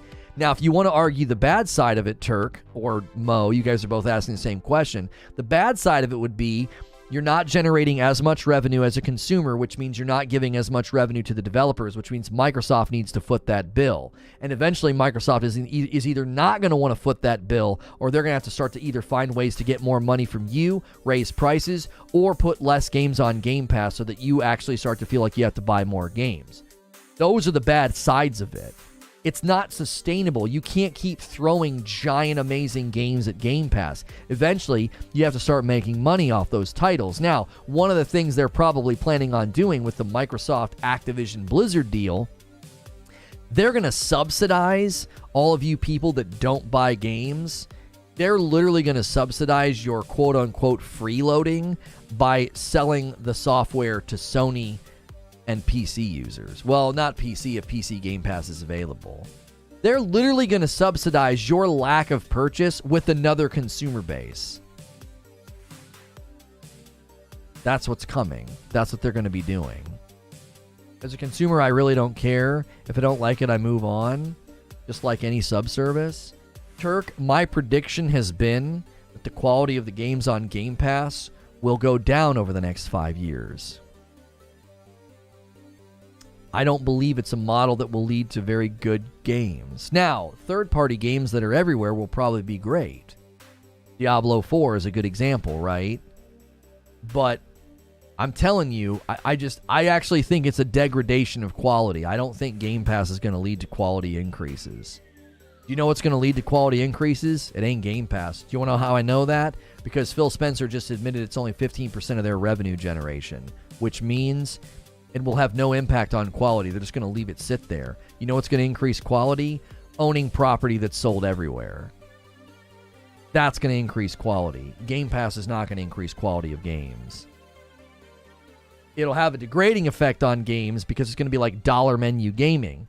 The reason that game quality will probably go up on games owned under the Microsoft umbrella would be that they have to be sold everywhere. Now, one would hope that third-party titles don't suffer from optimization struggles because it has to be, it has to be everywhere.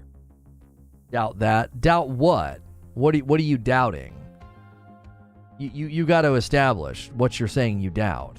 Microsoft needs to recoup the $70 billion of Activision Blizzard before making a profit. How will they do that? They'll be making it off of the mobile division. They'll be making it off of Call of Duty. Think about it, Sprinting Snail. In 1 year's time, their fiscal year, their profit generation from just the mobile division alone, just King, they'll make so much money back. The $70 billion will be recouped. I mean, I don't know what kind of revenue generation they're going to be looking at, what kind of profit generation they're going to be looking at, but I would imagine they're going to recoup it at a pretty rapid rate. You're talking about $70 billion, and I think just the mobile division alone is going to be generating billions of dollars for them. And Call of Duty will be generating billions of dollars for them. So that's why they're not going to shrink the footprint of any of the property. The people that are in here talking a big game right now and talking up Microsoft, you want to know what they were doing months ago when the news broke? They were convinced that Call of Duty was going to go exclusive to Xbox. And you know what's happening? They're wiping the sleep out of their eyes and they're waking up and saying, wow, this is a lot bigger than I thought it was. This is a lot bigger than I thought it was. This is not about Game Pass. This is not about Xbox exclusivity. Some of y'all are starting to see why I said you sounded silly a couple of months ago. I was like, you just sound silly. Oh no, future COD will be exclusive to Xbox. I got crickets now. I got crickets. I got people talking about, oh yeah, you're gonna make a ton of money off all this property from Activision Blizzard. That's really funny. That's not what you were saying a couple of months ago. Do people think that ABK stops making money just because Microsoft will take them over? Right, they're making tons of money. Future COD still can be exclusive. Mo, you know I love you, but it's hard to ever bother reading what you type if you're going to type that right now. Like, you can't be serious. You can't still type that and think that future COD still can be exclusive. How? It's not all of Activision is only COD. What does that have to do with COD ever going exclusive? The likelihood of COD ever going exclusive is so small, we can almost say it's impossible. The possibility of it happening is so small.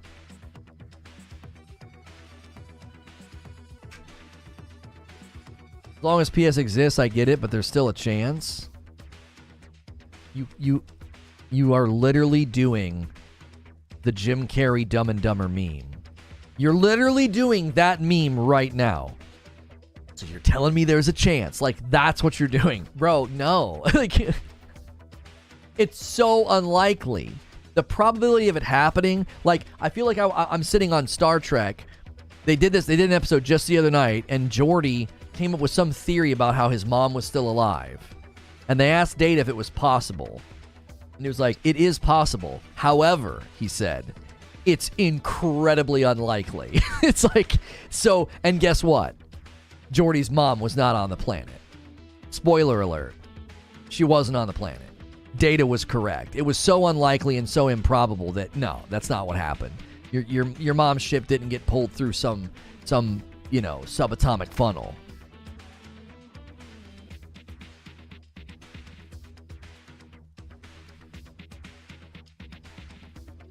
The amount of money COD prints on PlayStation is astronomical. It'd be brain dead decision to remove it. Right. Bill said COD will continue to be multi-plat. It's the shooter version of Minecraft. Yeah, it's not going anywhere. The only way you would see... Right, the only way that you would see Call of Duty go exclusive to console, to Xbox, the only way you would see that happen is if PlayStation literally detonated their entire platform. They'd have to self-implode and disappear. Spoiling 30-year-old Star Trek episodes. I'm out. Well, now I don't need to watch that episode of Star Trek. Thanks for spoiling it. What do you think happens when shipping Call of Duty to PlayStation costs more than it makes in the future? Wait.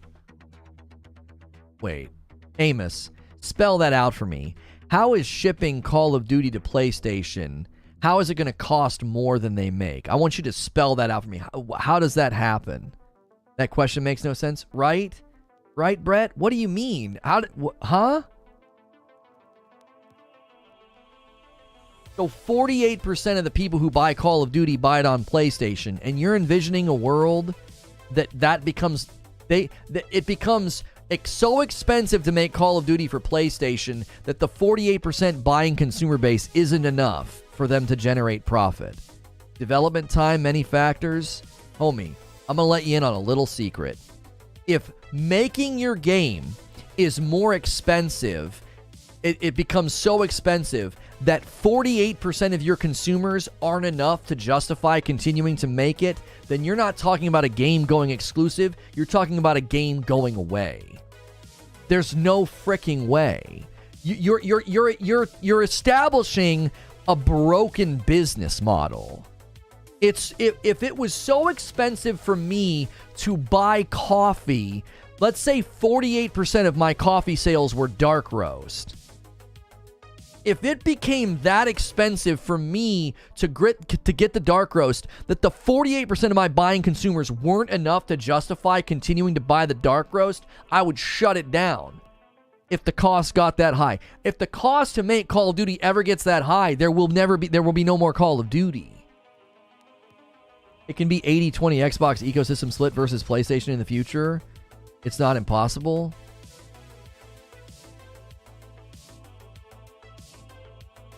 I need data. I need data to be like, how do you suddenly have 80-20 split with the Xbox ecosystem? In what? I still understand, man. I still understand.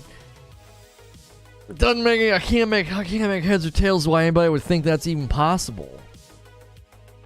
Every metric we've analyzed, every report, every analyst we've looked at, that doesn't seem like it's even in the realm of possibility. The entire gaming economy would have to completely change. It would. I don't understand. You're talking about, I'll be honest with you, you're talking about millions of tectonic shifts within the gaming ecosystem and economy to bring that about. Millions of tectonic shifts. So it would have to be so many big changes that impact other big changes that impact other big changes, and that's seemingly impossible to predict because one really big tectonic shift in the industry would create a litany of unforeseen consequences. You would need all of these massive tectonic shifts within the economy of gaming to line up perfectly for that to happen. You're talking about Doctor Strange flipping his head around and being like, yeah, there's one chance in the billions of permutations I've looked at that this happens. Like, that's what you're saying. Like, there's just there's no way that takes place. It's safe to say about 350 million of that is from PlayStation. Activision's Call of Duty rebounds with 800 million launch weekend. So that's so much money. Are you saying it's impossible for Xbox to have most Call of Duty players in the future? It is practically impossible. I am saying that, Amos. Yes. Yes. Yeah, I'm saying that. It's practically impossible. Sure, you could outline a Doctor Strange-like system where all of the right things happen to create a groundswell of movements to the Xbox ecosystem and say, oh, yeah, sure, it's possible. It's practically impossible, though. It's so improbable, it's not worth even entertaining the idea. What's the chance of Xbox 360 being closer to PS3 in market share after PS2 generation? It's like talking to a Glory Days football player, man. What? I don't even know what you're saying, bro. Like,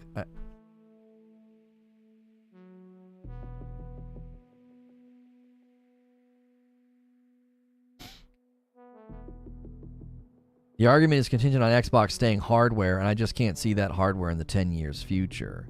I'm highlighting that Microsoft always has an incentive to make it exclusive.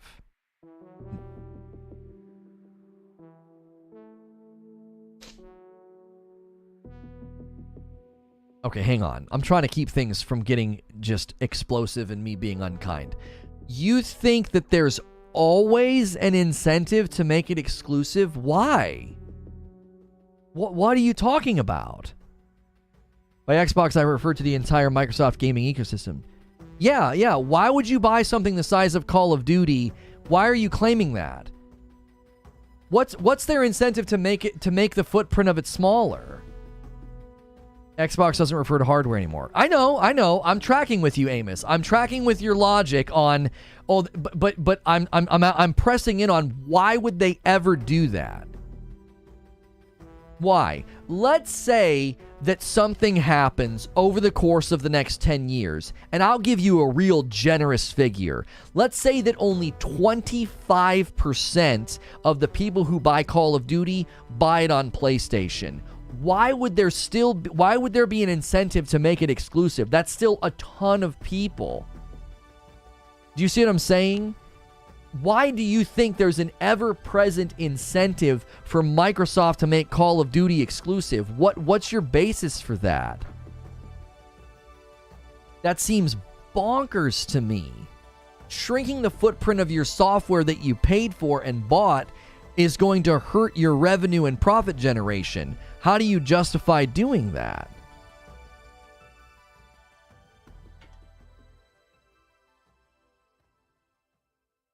Imagine that you're justifying this to your shareholders. Imagine, Amos, that you're in the position to justify making Call of Duty exclusive to your shareholders because you have a fiduciary duty to them. They're going to say, listen, if you cut off that market share, we stand to lose millions of dollars. Why are you doing this? Where are we going to make it back? Justify it from a business perspective. What's the strategy here? Like, there's too many entrenched economic realities. It would be like saying, well, it's certainly possible that this smaller burger joint can rival the size and reach of McDonald's. But it's practically impossible, bro. That's Microsoft's strategy? What's Microsoft's strategy? You haven't said anything. I didn't see you say anything. What's Microsoft's strategy? Microsoft's strategy, I think, is selling software to as many places as you can. That's what I think. I think that's Microsoft's strategy, which is why everything you're saying feels woefully out of step. When I read this report and I see what Phil Spencer's saying, I'm like, no, bro, no. They're moving forward. They're moving forward to software sales. They want to be a game publisher. Microsoft can afford to lose at the beginning to gain later.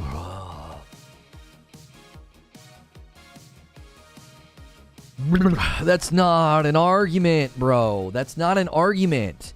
They're really wealthy, so they can lose money at the beginning, gain it later. You think their shareholders are going to have that? You think they're going to be okay with that? Yeah, no, that's fine. Our share value can plummet. We can lose millions of dollars. No, that's fine. Microsoft can afford to do this. What are you talking about? They can't. No, they can't do that. You can't just take it on the chin. Microsoft has admitted that they can't convert users. Yeah, they literally admitted that they've tried to convert people to their platform and they can't do it. Cody with a $20 tip through Super Chat. If the argument is COD coming to Game Pass will sweep PlayStation players over, you're forgetting Game Pass includes PC. I'd say more likely PC base swells over Xbox. PS players not moving consoles for one game.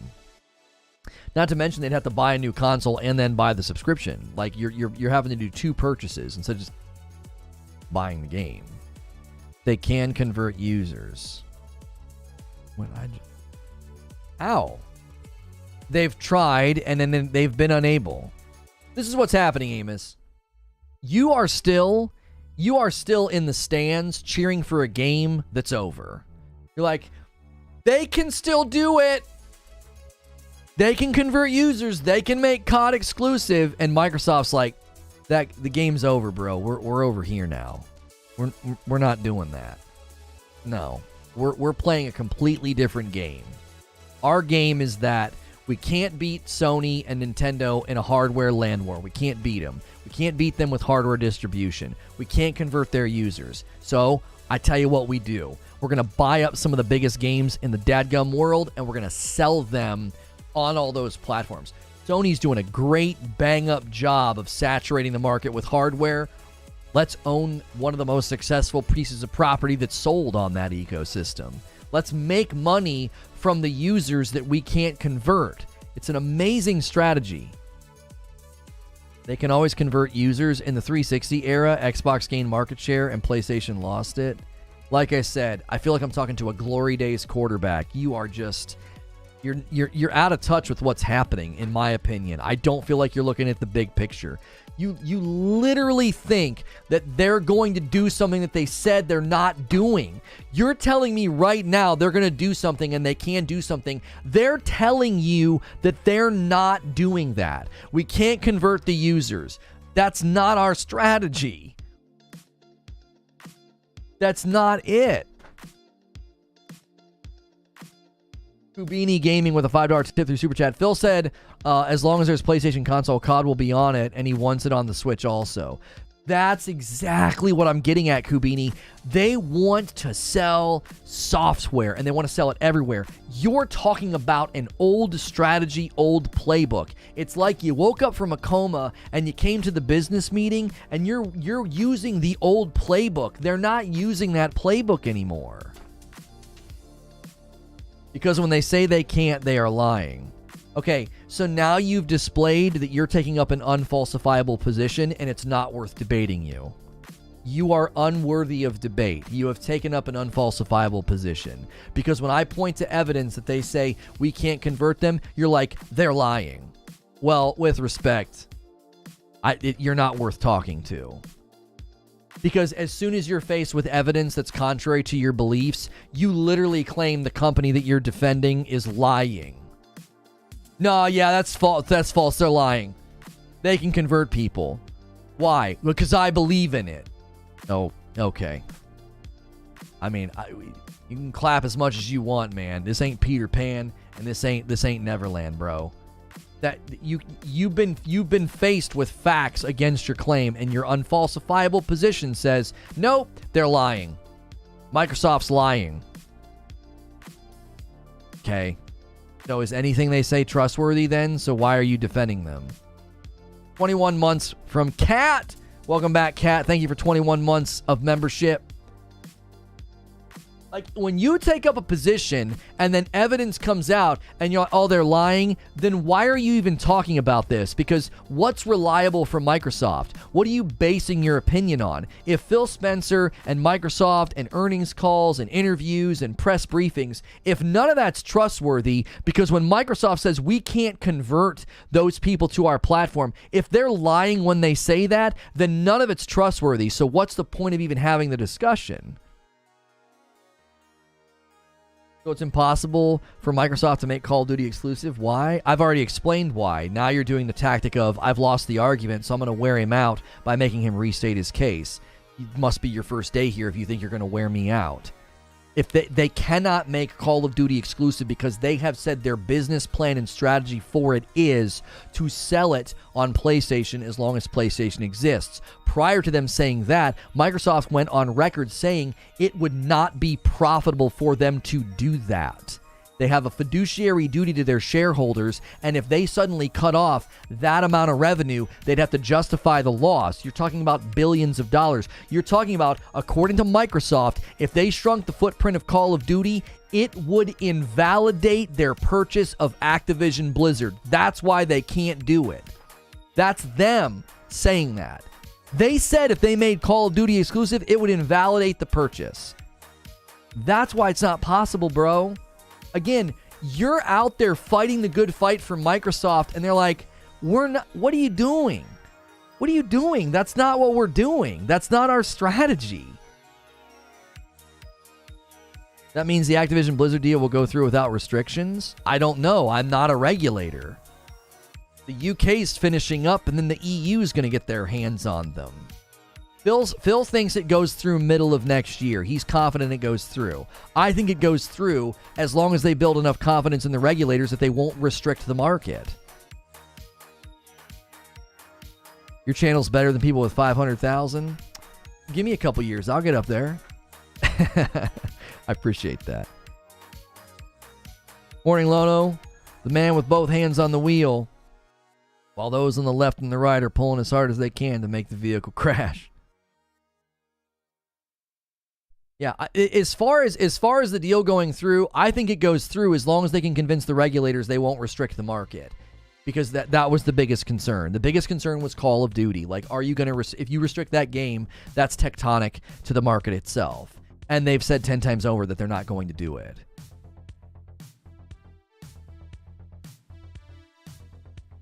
Just can't wait to come back at the end of this generation. I'm going to have a laugh. A laugh about what? Vengeance with a $10 tip through Super Chat. There's been a lot of stuff said today, and I'm kind of dumb, but my takeaway from this is that there's a universe somewhere where Sony doesn't exist, and that gives me hope. That's good. That's good, Vengeance. Vengeance is a big Xbox fan. That's funny. That's well done. You made a clear case for Activision Blizzard deal going through then. Restrictions will be imposed so that Microsoft doesn't make Call of Duty exclusive, as they always have an incentive to.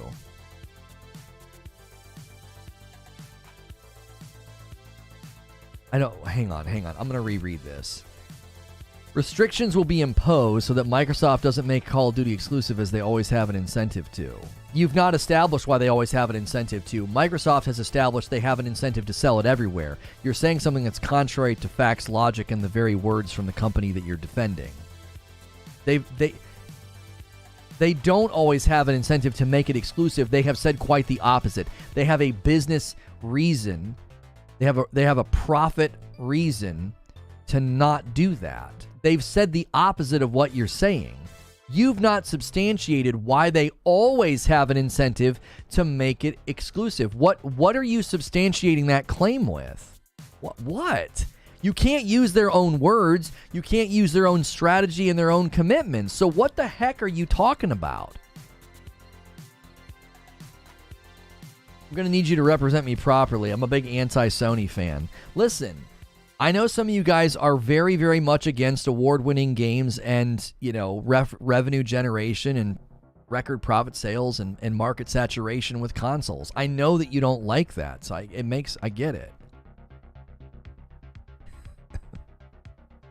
Damn all those Game of the Years out there. These award-winning games. Award-winning third-person games. Okay. Are there a lot of Game of the Year? Are there a lot of Game of the Year first-person games? I wonder if we actually looked at that. I wonder what the trend would be. I'm dead serious. I actually wonder if there's a trend, and I wonder if first-person games actually don't win Game of the Year a lot of the time. I wonder if there's a trend there. That'd be an interesting thing to look at. But yeah, Overwatch. But I mean, outside of Overwatch, though, right? I'm trying to think of all the Game of the Years of late. Last of Us, God of War, It Takes Two, Sekiro. Deathloop didn't win Game of the Year. Shut the frick up! Shut up about Deathloop! I'm just kidding. Frickin' Deathloop. Returnal won Game of the Year at BAFTA. What Deathloop get over there? It's funny how Deathloop didn't do so hot the minute you weren't being nominated in an American Western environment. Gee, I wonder why. Accrue to Papa with a $5 tip through Super Chat. Why take the game off your competitor's console when you can make money from their player base? That's what I'm saying. You got to substantiate the reason they would ever do that. What's the ever-present reason they would want to make it exclusive? Xbox is doing better than ever. Microsoft isn't struggling. Oh my gosh. Nunya says, Microsoft is saying that to get this deal to go through, as that's what Sony is crying about. Microsoft could absolutely have an incentive to make COD exclusive if they want to foreclose Sony. Hey, look, guys, it's another liar. I forgot about you, Nunya. I forgot. I thought we banned all the liars. I'm surprised you're still around. Just in here telling lies and saying things that aren't true. It's so funny. You know what's funny? Xbox fans don't like you either. Because you make Xbox fans look real dumb. They don't like you. Sony fans really don't like you. But neither do Xbox fans who have more than 2 brain cells to rub together. Did he just say foreclose Sony? Yeah, he did. Yeah. I thought Brazil was in your corner, right? Brazil was in your corner. You can't foreclose Sony even if you make Call of Duty exclusive, even though that's not what the conversation was ever about, and that's not what the worry of Sony ever was. We're going to have to shut down if you take Call of Duty away. I thought Brazil was in your corner. I thought the deal was going to go through because Microsoft didn't have the ability to foreclose Sony, but now Microsoft has the ability to foreclose Sony. Which is it? You got to make up your mind. And the whole Sony is crying thing. I love that. I love that. Is it hard? Is it hard to watch the CEO of your favorite company constantly talk about how great PlayStation is? Is that a hard pill to swallow? Phil Spencer's out here talking about how great PlayStation is and creating market confidence in the PlayStation platform. Like, imagine Apple doing that. Imagine the CEO of Apple having to do countless interviews, really giving confidence and market confidence in the consumers for Android. How great would that feel? It must be really bothersome to you guys that worship Xbox like some sort of a deity to watch them constantly be in the headlines praising PlayStation and creating consumer confidence in the competitor. It really seems to have you guys ruffled and riled up. I could care less. I'm not a fanboy. I'm interested in the business aspect of the industry. Yes, because people who do business analysis use terms like Sony is crying. You're quite the business intellectual. And you've also established that Microsoft could foreclose Sony if they wanted. You seem like you have a degree in business. Where did you get it? Guy in an alley with a box of crayons?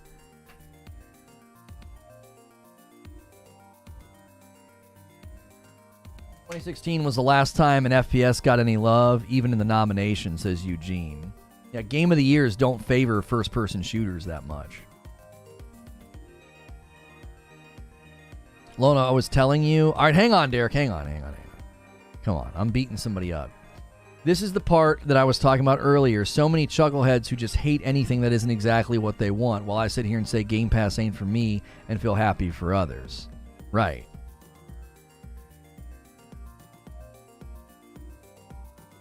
I actually respect Big Daddy Phil to being a gamer at heart, more than just a suit. He loves games. That's what I mean. Like, I like what Phil Spencer is doing, but I'm telling you right now, Sony is crying to regulators. Yeah, see, that's not intellectual business analysis. That's fanboyism.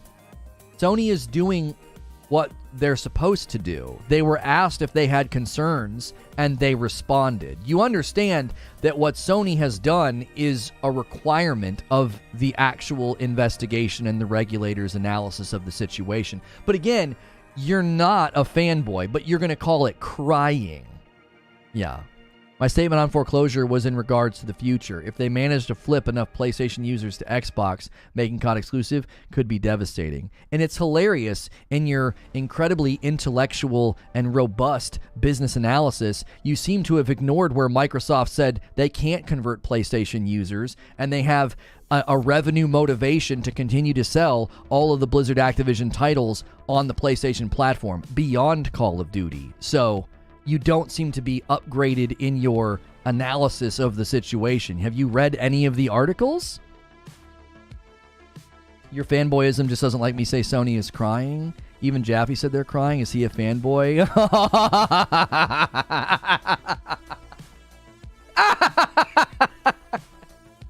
Jaffe! He cites Jaffe. Can't make it up. You can't make it up, chat. Every time. Every time. I'm not a fanboy. I'm not a fanboy. They're crying. Do you know who else says they're crying? Jaffe.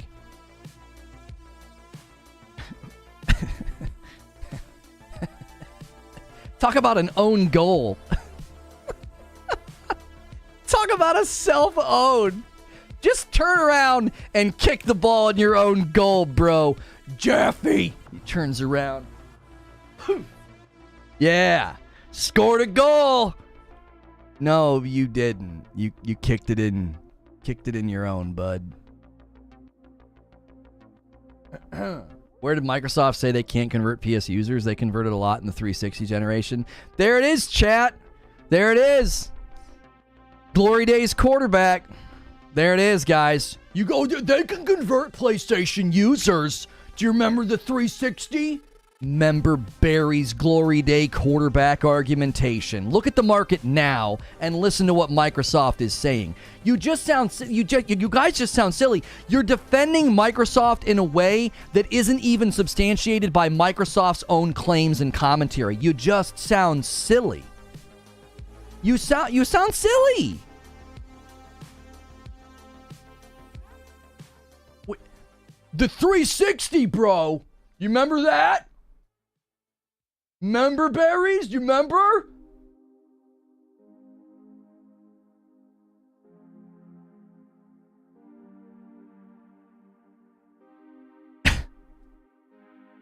I feel like the next stage of the argument is the wait is over next year. What in the heck? Nothing to do with Glory Days. Everything to do with most people buying consoles aren't obsessed with the brand name stamped on the box. Empty platitude that doesn't contribute to the conversation, and it's unsubstantiated by the market trends. Most people aren't buying consoles. They're not obsessed with the brand name stamped on the side of the box. Okay. Well, all of the market trends evidence the fact that people continue to buy and foster their own brand loyalty and commitment, and Microsoft has said in recent commentary that they cannot convert PlayStation users to their platform. Like, Again, it's just Microsoft comes out and says we have a plan. We're planning on making revenue in perpetuity on these platforms with the Blizzard Activision property. They're playing such a bigger game, and you're like, yeah, but they could if they wanted to. The frick? No. They're literally saying, we aren't going to do that. We can't really do that. It wouldn't be viable. It wouldn't make economic sense. It wouldn't be profitable. We have plans to continue to sell Activision Blizzard properties beyond Call of Duty on the PlayStation platform. As long as there's a PlayStation out there, we're going to be shipping to it. But they could! They could if they wanted to. You're literally Kevin Hart's dad going, you good? You good? You lost the fight. Why are you saying that? What do you mean you good? Like, I could have beat him up if I really tried. Like, what are we even saying?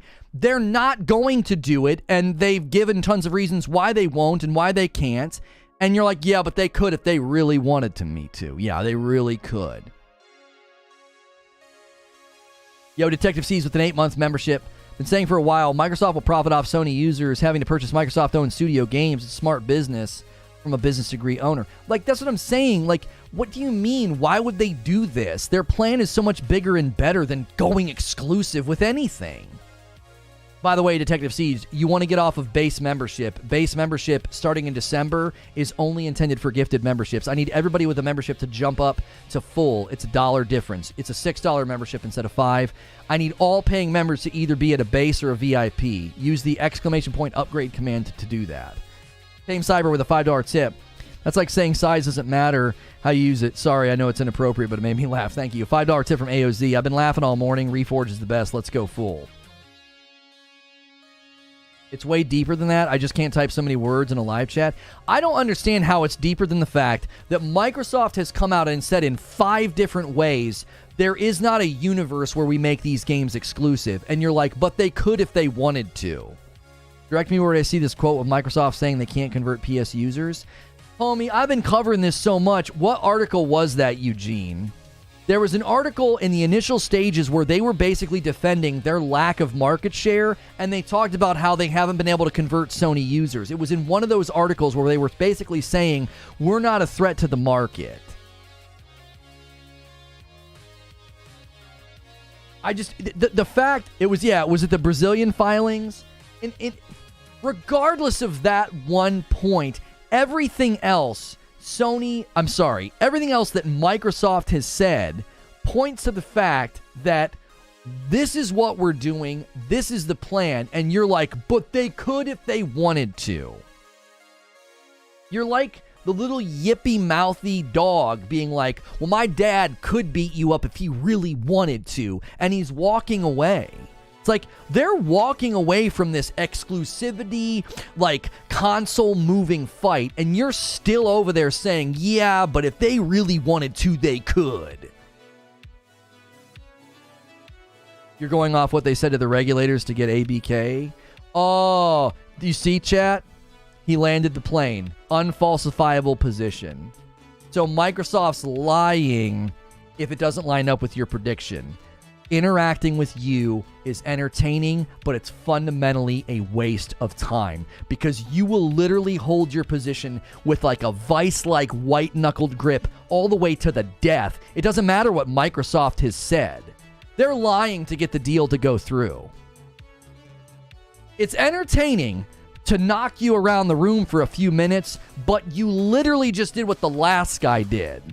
You prove that your position's unfalsifiable. It's like, if I find evidence contrary to what I think and believe, I'm just going to claim it's a lie. The last guy said that. So Microsoft's just lying to the regulators. ABK is Activision Blizzard. It's like how people summarize it. Nah, the point is that most people are going to go to the platform that offers them more games for less money. They're always competing for new generations of games.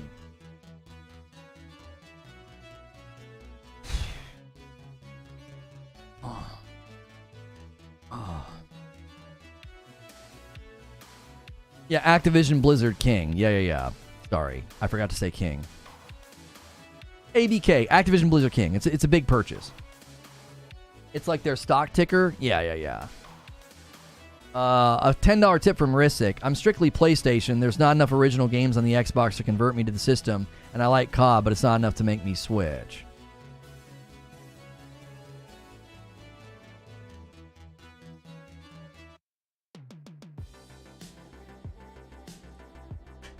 Everyone with a brain understands that Microsoft will play themselves down for the acquisition. This isn't a surprise. And now we have condescension. Everyone with a brain. Right. Yeah. All of us don't have brains because we've read Microsoft's commentary and been like, yeah, they aren't doing so well in the console race. They aren't doing so well in the footprint of consumer saturation and growth. Yeah, they haven't been able to convert PlayStation users. Those are all things that are demonstrated in the market. But we don't have brains, and we should look at that and go, I know what's really going on. See, they're lying. They could actually convert Sony users if they want. They could foreclose Sony if they want. None of this is true. They're not. I have a brain. The rest of you don't have a brain. See, I see what's really going on here. Yeah, Microsoft, they could totally do this. It stands against all reason and commentary from them, even economic analysis of what their shareholders would say. But they could still do it if they wanted to.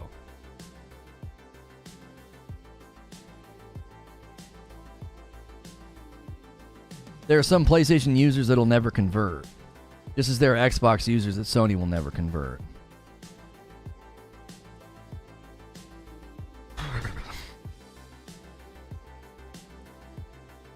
Yeah, the Blight survival game, I didn't get a chance to check it out. No.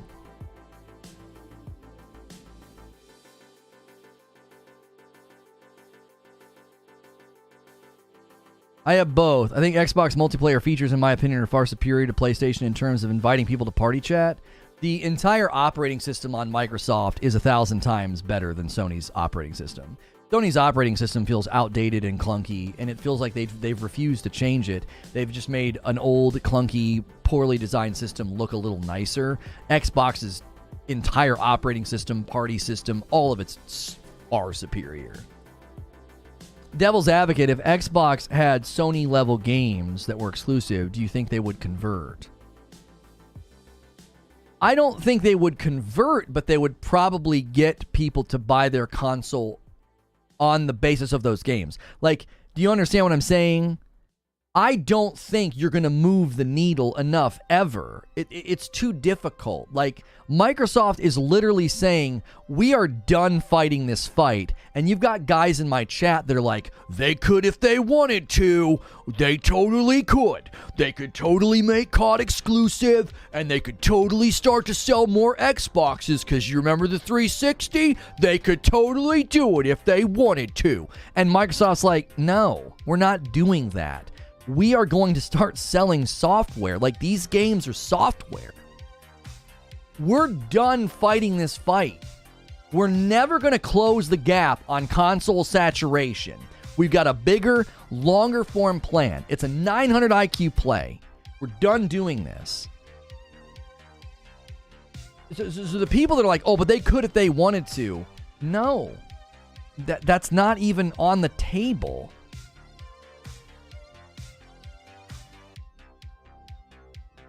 Free to Papa with a $5 tip. Check Discord. Adding context, that destroys their argument.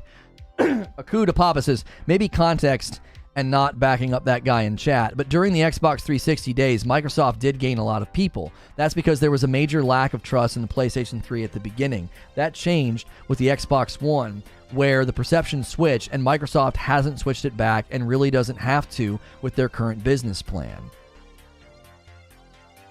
Like, yeah, that's exactly right. Like, I think that's the point, is you're not seeing that Microsoft is actually making an incredible move. They're saying, all right, look, instead of trying to convert, instead of trying to catch up to the PlayStation and console saturation sales, let's do something completely different. Let's just buy up the software. And let's specifically target the software that's crushing it on mobile, and let's specifically target the software that sells incredibly well on the Sony platform. So we benefit from Sony's market saturation. It's a genius plan. And you're putting on like the caveman glasses and you're going, but they could make it exclusive and they could convert if they really wanted to. They're just saying that to the regulators to get the deal to go through. No! They're quite literally telling you why they're doing this. And you're like, nah, dude, I'm not listening. They literally are telling you, we can't do this. We can't win. It's not our plan. You want to know what our plan is? Our plan is to sell all this amazing property on all these platforms. Oh, and not just Call of Duty. This is from the Brazil paper. Okay.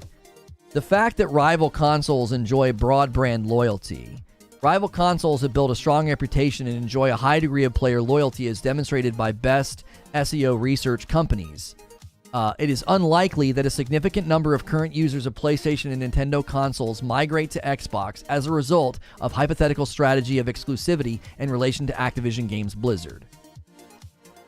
So according to research, There's best SEO research companies. There's a litany of actual research that has led them to say it ain't happening. We can't get a significant number of current users to migrate through a strategy of exclusivity. What you're saying is unsubstantiated. Again, it's like this weird belief. I don't know. It's like I'm talking to a zealot.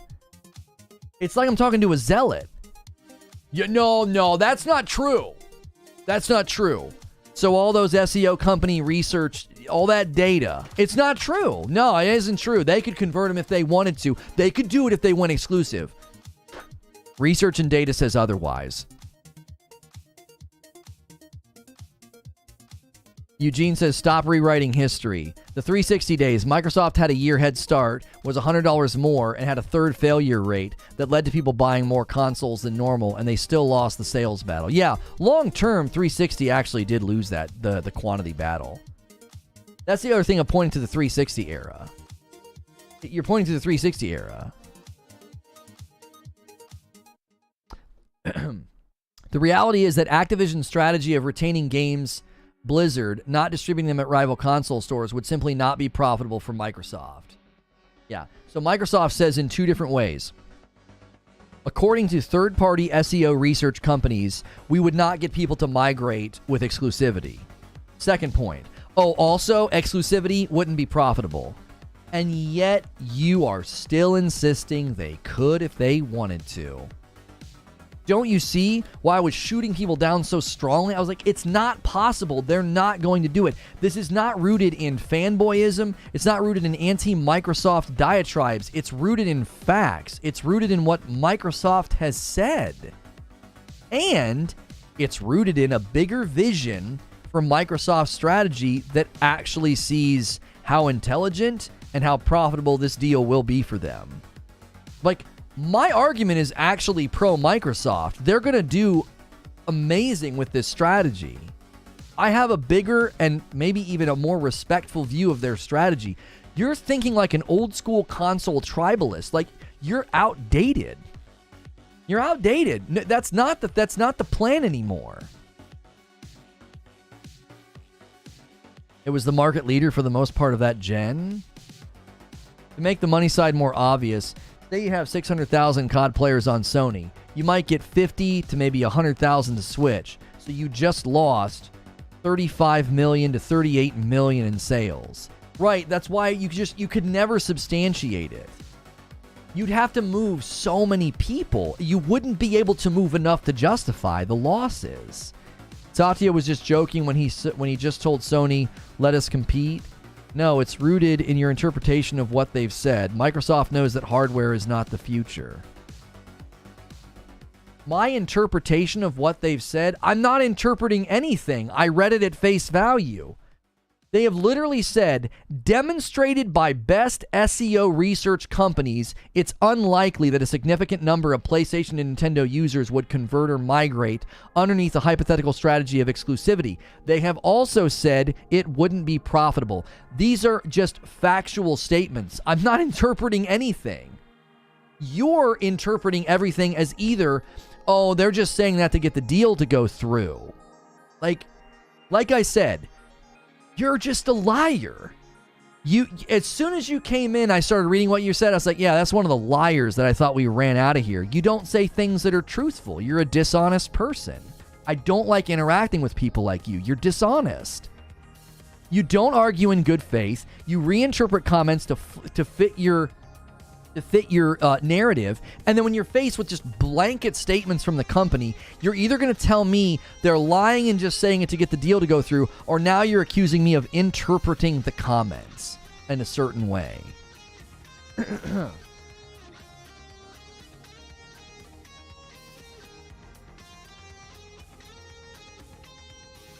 I know, I wanted to play Entropy Center today. Looks so good. Don't forget he moves goalposts. Yeah, it just isn't enjoyable to debate with people that are just dishonest. Like, it's just not enjoyable. I despise liars. You just twist what I'm actually saying. No, you've said numerous things today that are they're false. We've proven them false. We've proven them to be untrue. And when you're faced with those things, you simply say, well, they're just saying that to get the deal to go through. Microsoft's not being truthful. They're saying those things.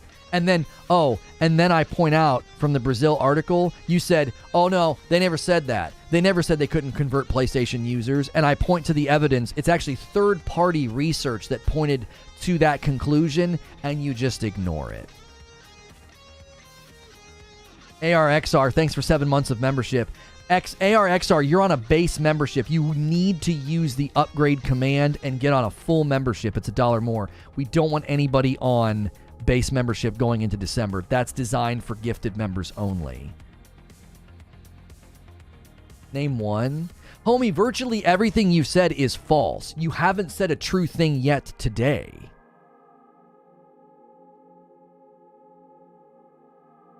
You came in and just immediately started making false claims.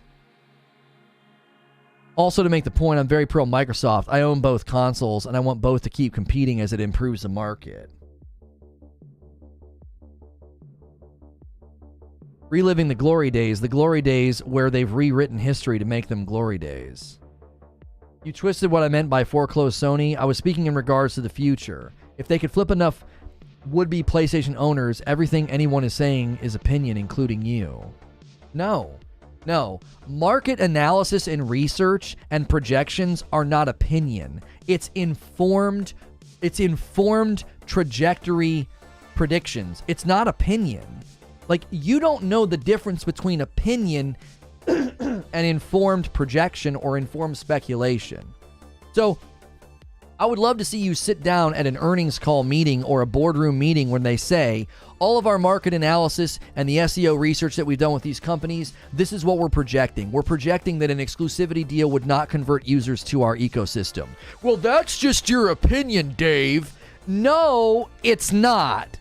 It's research-based projections which leads to conclusions and strategy. And everything you were saying was in contrary to it. And you said that they never said that. I found where they did say that, and you just ignore it. It's not opinion. Like, the market analysis and the strategies and these projections and these plans that they're coming together with, it's based on evidence. It's based on facts and research. You think they're going to do this based on opinion? Solid Snake with 4 months. Currently waiting on reviews to come in for Ragnarok. By the way, keep up the great content. Guys, if you are a member, we're going to be switching to a members-only stream in a few moments, and we're going to be looking at the God of War Ragnarok reviews. We're going to be doing show prep for the second show. The second show is going to be us doing a review rundown with no spoilers.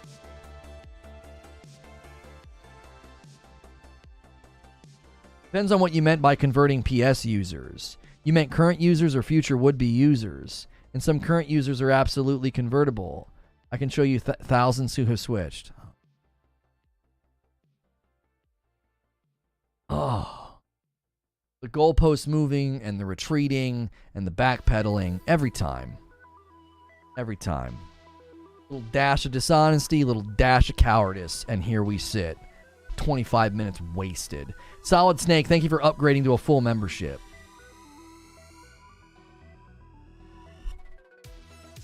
Thousands, guys. 120 million PlayStation 4s in circulation. PlayStation 5 speculated to surpass that by the time the life cycle of the console's over. But, a couple thousand people. Jeepers. And no spoilers. Yeah, we're gonna be looking at reviews together in members. Yeah. And I will only look at reviews that have no spoilers. Yo, Behemoth just gifted 5 members. We're going to bring some of y'all with us. You Nunya. Of course, Nunya gets one. Austin Cardwell. Ronald Mayday. TJ Rage got one. And Tiny Toot. My kids would love that name, Tiny Toot. Listen, if you just got a gifted membership, you can upgrade that membership for $1, and it'll be a full membership. Starting next month, gifted members will not have access to all of the members-only content. So if you are currently paying for your own membership, you are going to want to convert to a full membership or VIP. It's only $1. Go look up PS fan switch to Xbox and look at the video. Worse yet, the comments. Dishonest people and liars spin what someone is saying to suit their narrative. You said that they could convert people and they could foreclose Sony if they could get enough people to convert.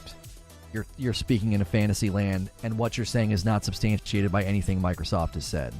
And if your opinions are based on YouTube comments, I have no, and Jaffe, I don't know what to say. I really don't. Hey, Tiny2 just upgraded to a full membership. Thank you so much. My phone won't let me sub as a full member.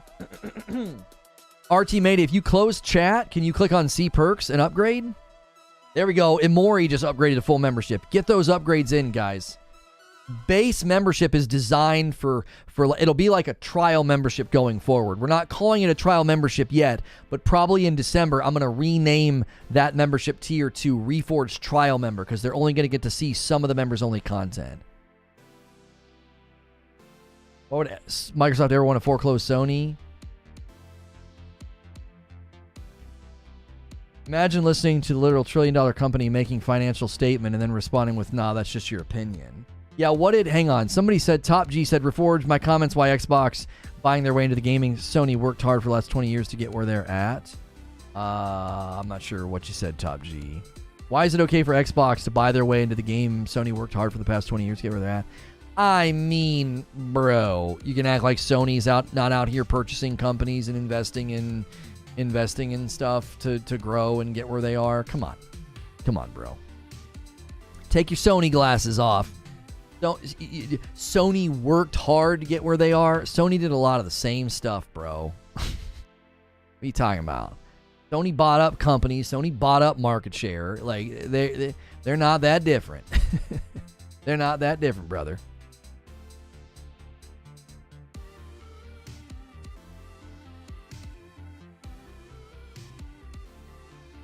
Thanks, Mama.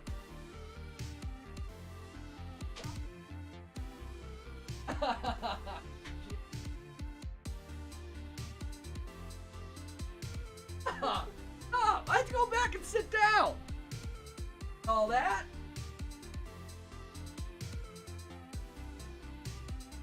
Thanks, Mama. I forgot to do the ones from last night. That's fine. This is why I love this show. You call both sides out. Yeah, I don't buy into that. I don't buy into the whole like Sony worked hard and Microsoft's just buying their way in. Come on, that's not rooted in analysis of what's happened. It sounds like you're pro Sony. Publisher did Sony buy? I mean, okay, fair point. I don't know if they've bought publishers, but are you going to act like Sony hasn't done a very similar strategy of buying up portions of the market so that they could then have footholds? Are you going to act like one of the reasons that Sony has an amazing foothold with Call of Duty is because they paid for exclusivity deals? Bro. The very reason that they have, one of the reasons they have the market share they have with Call of Duty is because they paid money to get it. Don't kid yourself. What are you talking about? You think Sony makes up the percentage of Call of Duty purchases by accident or just because they're awesome and swell? No, they paid money. They invested a lot of money over the years. With the esports purchases and exclusivity that they paid for, and the maps, and the guns, and the early access. Are you kidding me? Call of Duty exclusivity deals that Sony bartered and fought for are one of the primary reasons they have an insane foothold with Call of Duty, which is one of the reasons they can argue what they're arguing. Come on now. Come on now.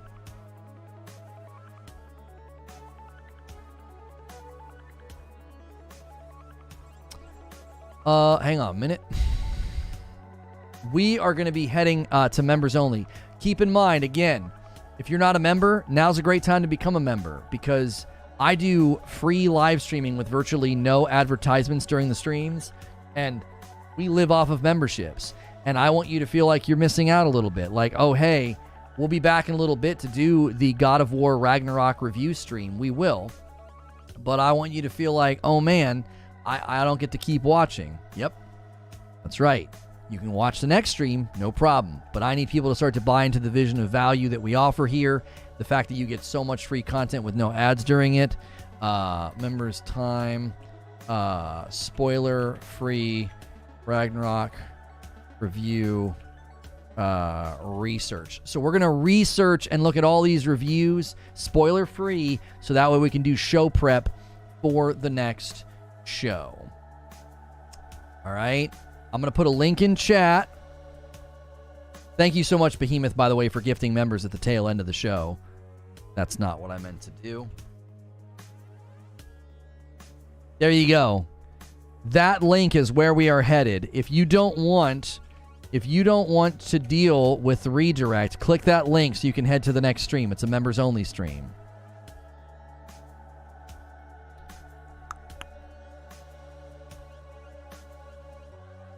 Thanks so much for clicking on this. You're a member, and we're going to be looking at the God of War Ragnarok reviews. The embargo dropped like 60 seconds ago. This is going to be a show prepping for the actual God of War Ragnarok review stream. This is a benefit to you as a member. It'll be spoiler-free. We will not be looking at anything with spoilers. I think most of the reviews will be spoiler-free. That's probably a request that Santa Monica made. We're going to be taking a look at that. We're going to be prepping for the next show. This is a huge benefit to you as a member. I need you, if you're watching this, to check your membership tier and don't be on a base membership. Be on full or be on VIP. We will be dividing the sort of the sub base in December. Like, base membership is designed for gifted members. They'll get to see some of the members-only content, but not all of it. So I need you to go to your profile on mobile and go to channels and memberships and then upgrade to base or VIP, or use the join page, the membership page. I'm going to end the previous stream and bring everybody over who is a member. And then when we're done here, we're going to head over and do a